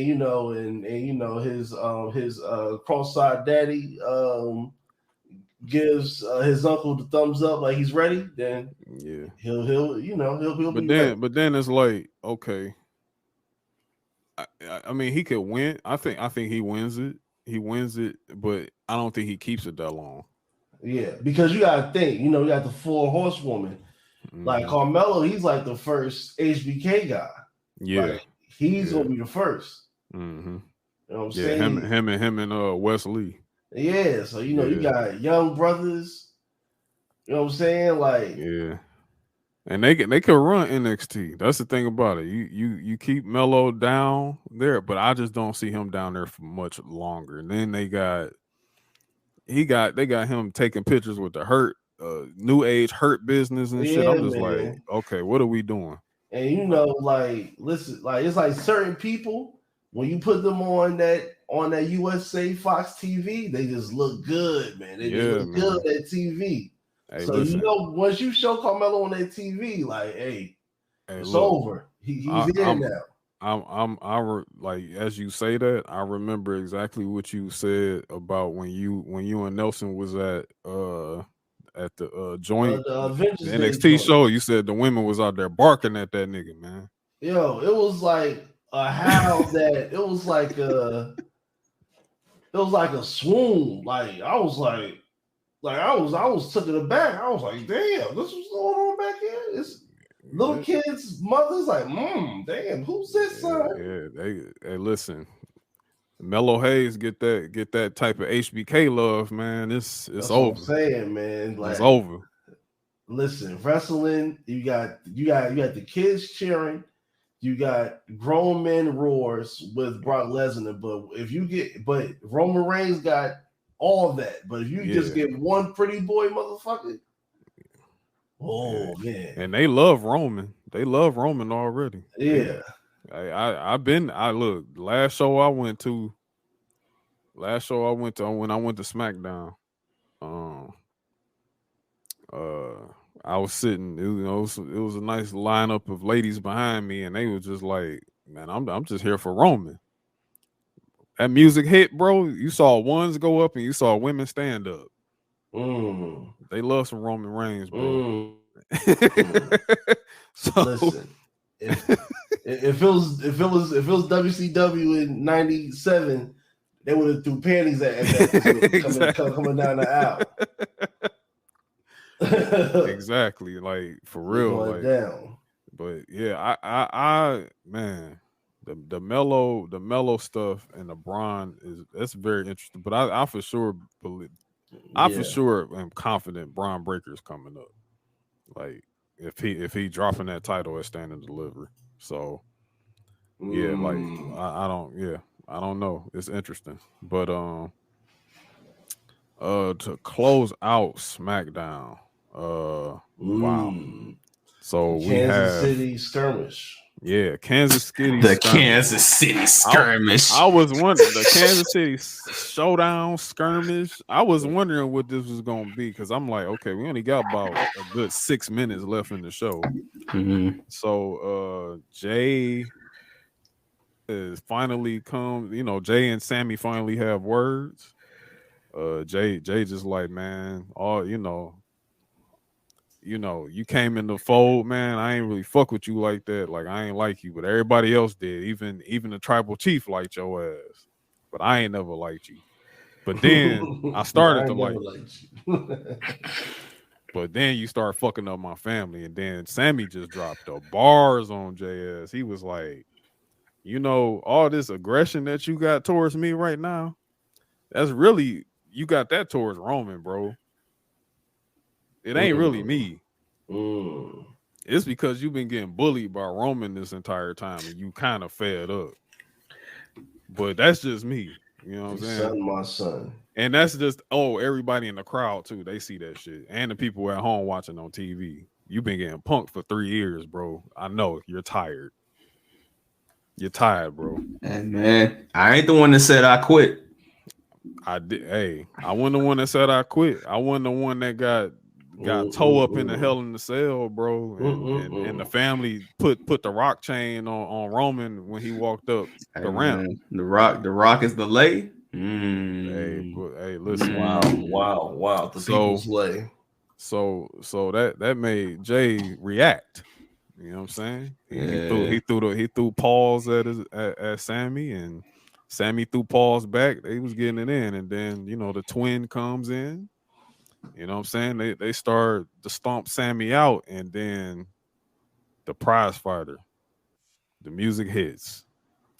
Our moment is here, gentlemen. Our moment is here. Kevin Owens comes through with the save. So we get the DX and 07 type reaction here. Like that's what we get. The grown man roar. Come on, the man. grown man roar. You feel me? Like they, KO. Like somebody about to get beat up anytime you hear that. Yeah. KO tosses his Jimmy with the stunner, and then you see that shit, and then like Sammy stands up, and then they hit the Predator. They do the Predator hug. You know what I'm saying? Like, you son of a bitch. If you ever seen Predator with Arnold Schwarzenegger back in the day, like, they did that, and the roof exploded as we knew it would. Great writing. But once again, they successfully wrote this nigga out the fucking way. They sure did. Successfully. Shout out to H, man. And let's not forget probably the most obnoxious and hilarious part of all this is Dr. Phil Cody Rhodes watching this shit on TV with a smile on his face, like, I'm so proud. Yeah, Cody in that suit, like, yep. Cody in the suit, man. He didn't took the tires are loose and everything. He just like, my work here is done. Smiling, bro. Smiling at the boys. They about to go get them. They about to go after them titles at Mania. I gotta handle Roman. I wouldn't be surprised if we get us a 6-man tag match coming up soon. Like, you talking about like next week? Yeah, I was gonna say, man, the network definitely is. One of them networks is like, we need this 6-man. God damn it, pal! Yeah. It's about to be a bidding war between USA and Fox. I mean, if they're smart, they should do it on USA so that I think they can get the rest and not have to worry about any particular injury. Nobody touch nobody. We was doing promos and we doing Donnie Brooks and pull apart. That's it. Because Roman, the 6-man tag would be like Solo, Usos and Solo versus Cody and Roman ain't Roman gonna be like Roman like I'm not touching you until Roman like look, if you get hurt, nigga, hey Seth, when you get done, meet me the next night. Meet me right, exactly. When you get done with Logan or Gunther, if you lose, somebody taking this. Somebody gonna believable is taking this bitch off of me. Fuck that. You wanna know what can happen if I would like to see them try to get Cody in there 1-on-1 with Solo right before Mania. Man, that'd be something I like to see. Solo ain't taking. But the thing is, Solo not taking nah. It but you mean like finish. this ending with a no contest or something? Yeah, I mean, but they had like a good 10 minutes. Like we can see Solo take it up another level because if Cody can get fired out of Solo, hey man, then I didn't even say this before on this platform, AJ, but real shit. Mm-hmm. Since he currently doesn't have anything from Mania Solo, hey man, if the Bloodline lose all that shit, night after Mania, I need to see Solo send Austin Theory to hell and take that U.S. title. Fuck it. For sure. If we gonna go with this shit, y'all gotta reward Solo with something, my nigga. Yeah, you put a belt on him. Put a belt on him. Like, because Theory ain't gonna need it no more. He like, bro, I beat John Cena. Fuck it. Like, I don't need this shit. Like, I'm good. Like, I'm literally solidified now. Like, John Cena gave me the rub. Because, like I said, unless it's Jay White, unless it's Kota Ibushi, unless it's Melo, unless it's somebody notable, dog. Give my nigga Solo something. And me and Winston was just talking about Melo because it's a tricky situation right there. You know what I'm saying? Like, because if Melo wasn't working on main event, then I'd be like, okay, like, yeah, he gonna be in NXT another year. I'm looking at this shit like, man, I don't think he gonna be in NXT another 3 months. That nigga might. I'm telling y'all, man. But Larry, who do you give the belt to? Somebody in NXT. Yeah, and that's what. Yeah, because he like, well, I honestly, I don't see a bad situation with Grayson Waller happening. But Grayson Waller, are they finna send Grayson to the main shit though? That's another. I don't know. Like, look, they can't get all three. No, they got to keep one of them down. And if Roman Reigns leaving, and like we said about the Eddie Kingston, how many? I'm saying that Danny Moxley money. All right, Eddie Kingston's I can get. Straight up. I think that if you ask me from NXT. Your three is Grayson Waller, Braun Breaker, and Carmelo Hayes. I think that you got to put Braun on SmackDown. You got to put Melo on Raw, and I think that I think Grayson Waller got to find a way to take that bitch. Because the thing about Grayson Waller is you can keep him down there, and you can have him continue to be the heat magnet that he is. Mm-hmm. Because the Gargano, just like how like the Gargano match is really the Cena match with him. That's his Cena in theory match. Yeah. You can do it to where Grayson Waller gets like, all right, fuck it, I'm finna go all out for this bitch now. Like, because he's tried to do dirty tactics and shit, but he could really go all the way with it. The only way it's not one of them three is if you bring in a Jay White or you bring in a big ass name to like take that shit, because it's too early for Dragon Lee. Yeah, Dragon Lee gonna have to. He gotta need some time, and then Axiom is still working in that North American title range. Yeah, I mean, Nathan Frazier's about to be working his way back because you know how he been hurt and shit. So well, he had a fire match a couple weeks ago. Yeah, with Wesley, but I mean, it's very smart how they put Gargano through that quick match back in NXT because they gotta give him something. Oh yeah, but that was the perfect storyline too. Like it was perfect. Yeah. Like because hey man, Triple H man, Triple H man, motherfucker man. You know, if I'm being 100 with you though, who would have thought that DX would run wrestling? Hey, wrestling wise though, it need to even go to the emo vampire or to that big head Irish motherfucker. Because man, JD and Ilya been going crazy. Yeah. Yeah. You know what? And that's what so you know what? I should remember that because I'm like I'm a Ilya guy. You know what I'm saying? I'm a Dragunov guy. I like Dragunov, but that big head motherfucker can go, man. Oh well, JD. Well, we already talked about what could possibly happen with JD though. I mean, maybe, you know, if Finn gets his way, you know what I'm saying? Because Finn said he wants to add to the fold. Like he wants another member of Judgment Day. They finna split them niggas up. They're gonna add somebody. So if you add JD, that's Finn's prodigy right there. So, all right. Yo, where Bronson Reed at? Fuck Bronson Reed. No disrespect. I wasn't saying fuck him. I wasn't saying fuck him on no disrespect. He got a match with wait, he just had he beat Elias on Monday. Because he was good at Chamber. Yo, that Chamber. Nah, I'm gonna tell you something, man. Because you got to my point. Mm-hmm. Them motherfuckers got till Monday at 9:50.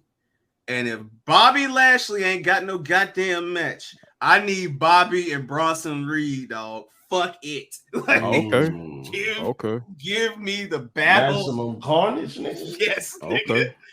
Yes, nigga. Oh shit. We sure didn't talk about Bray, and Bray Wyatt was completely not on SmackDown tonight at all. Man. Y'all want to see 5-star matches? I want to see Bobby Lashley and Bronson Reed go to war, nigga. Strong style, too. Strong style. And that's very telling, too, because that means the Bray shit is canceled. That shit is done. Yeah, unless there's if Uncle Howdy don't pop his ass up Monday night, bruh. My nigga. Listen, first of all, I ain't about to watch no fucking Uncle Howdy versus Bobby Lashley. I'm not either, but I'm just saying. I'm not either. But my point is, you talk about piss break match. That's the one. I'm just saying, unless Uncle Howdy and them other 6 niggas pop up.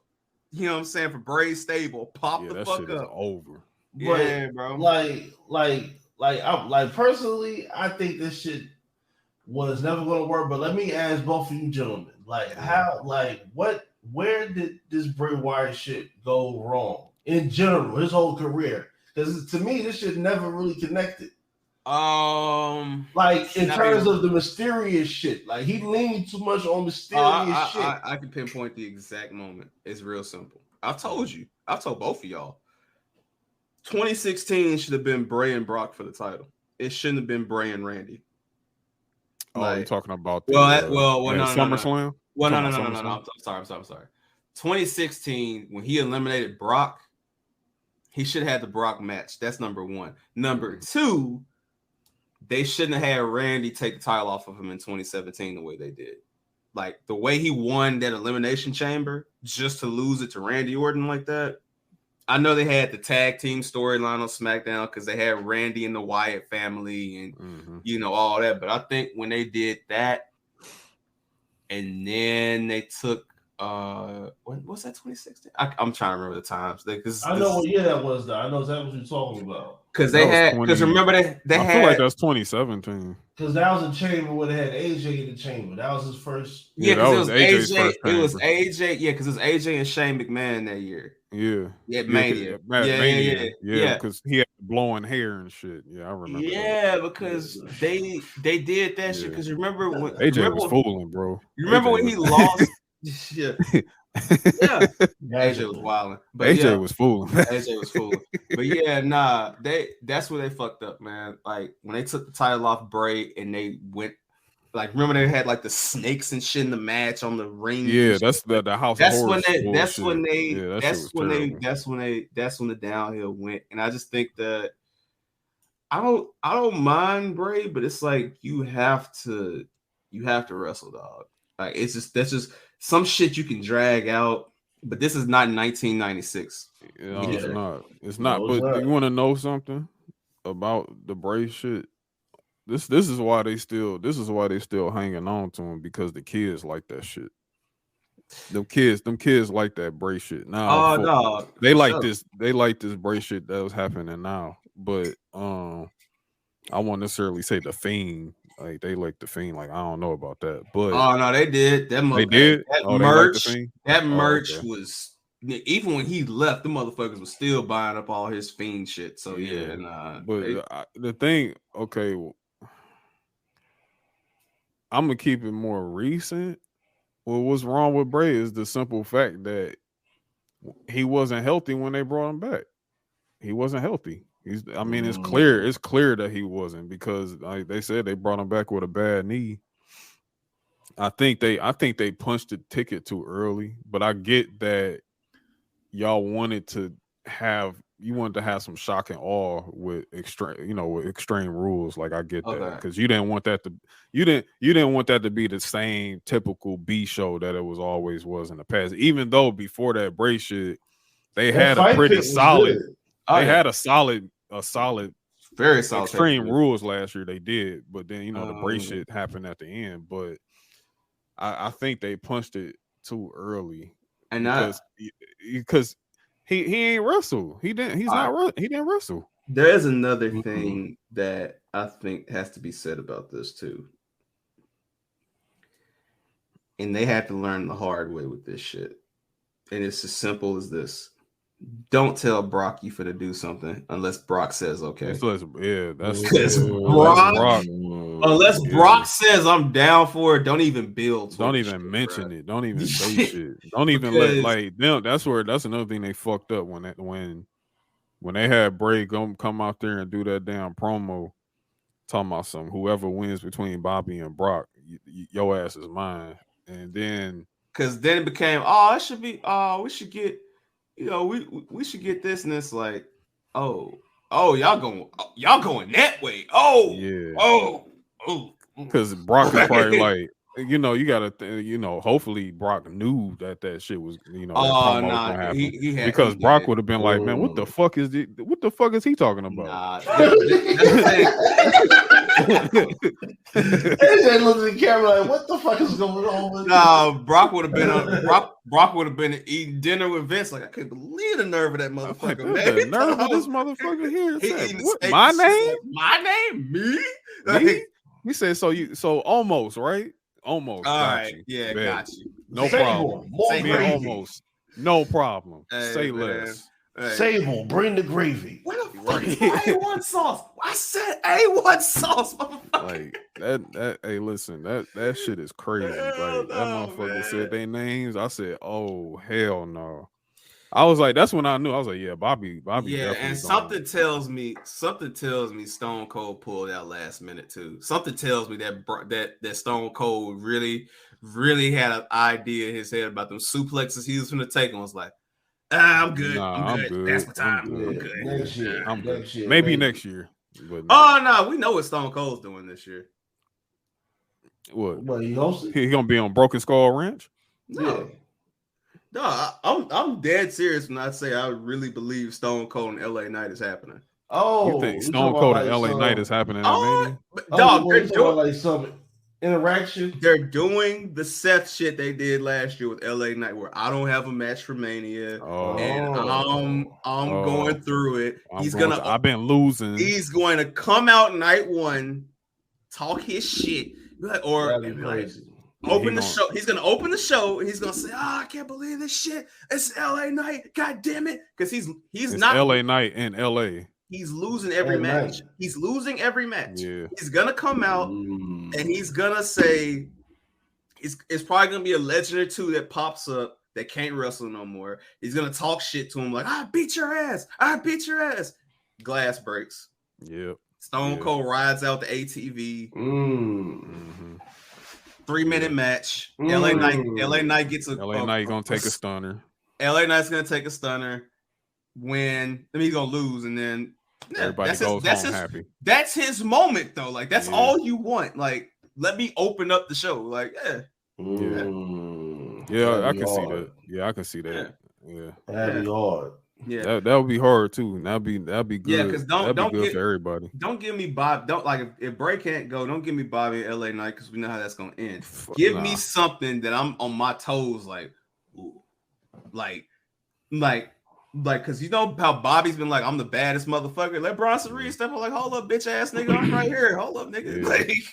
Yeah. Like said who? Like or Bobby and Solo. Either way. Hey. Either way. Because I'm down for that. Solo don't have a match. I'm down for either one, my nigga. Especially if the Usos interfere and that leads to some hurt business bloodline shit down the road too. I'm down for either one, my nigga. That's interesting. Yeah, Bob versus Solo would tear that bitch down, bro. Yeah, that's real interesting. That's very telling. Yeah, but we are about that. Damn, we 3-hour mark. God damn, it's a long ass motherfucker episode. Ant, you missed the fuck out, bro. You missed it. Hey man, shout out to Ant P, man. But shout out to Ant, man. You know you handling family business, bro. Like that's it's all good. He came through for us last night, so I feel like it was only right for me to come through and return the favor tonight. Yeah, man. we did double duty this week. You feel me? Like we had I did triple. Yeah, fuck. God damn, I did 3 pods. Yeah. Good Lord, not so fun now, is it? I just noticed it. I'm just like, wait a minute. Monday, then yesterday, tonight, Good Lord, man. Yeah, man. You know what? And it's cool though, because I'm gonna be out of town next weekend. You feel me? So it's family, and it's different when it's niggas you fuck with versus absolutely. Like, you know what I'm saying? Like, it was easy. It was easy. You know what I'm saying? Like it wasn't nothing. It wasn't like some shit that I was gonna be uncomfortable in or whatever. Because like I said, it was a straight streamlined process throughout this whole thing. Because it was literally us collaborating all week. So. It's all good. So y'all getting a long ass episode this week. So I don't know if Ant gonna take off next week or not, but we'll see what's going on or with the yam wham wham and the zoom and the wham whams like Winston likes to say. But shout out to the boys coming through. I told Winston we got like fuck the zone shit. That's not their shit. The zoom wham whams. Put that shit on the shirt, dog. It's time to put that shit on the shirt, man. Hey, man, you feel me? You know what I'm saying? Sure. But shout out to my boys coming through again. So we got Larry, we got Nelson, we got Winston. And when we talk about some old shit, we're gonna get youngin'. Oh, for sure. We're gonna get youngin' when we talk some old shit, boo. Now y'all got them all. You know what I'm saying? Yeah, so show your work network coming through for us in the clutch. Yes, sir. You know what I'm saying? I appreciate y'all boys. It's the union. Big U's. You feel me? Big U's. Always. You know what I mean? So y'all have a good, fantastic, lovely week. I am out of here. We are all signing off. Peace.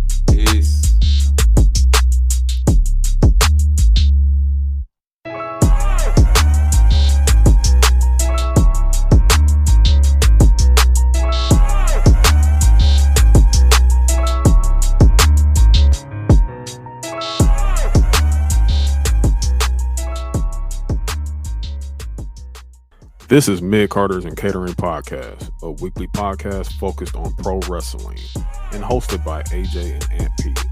Follow us on Twitter at MidcardersDET. Midcarders and Catering Podcast is powered by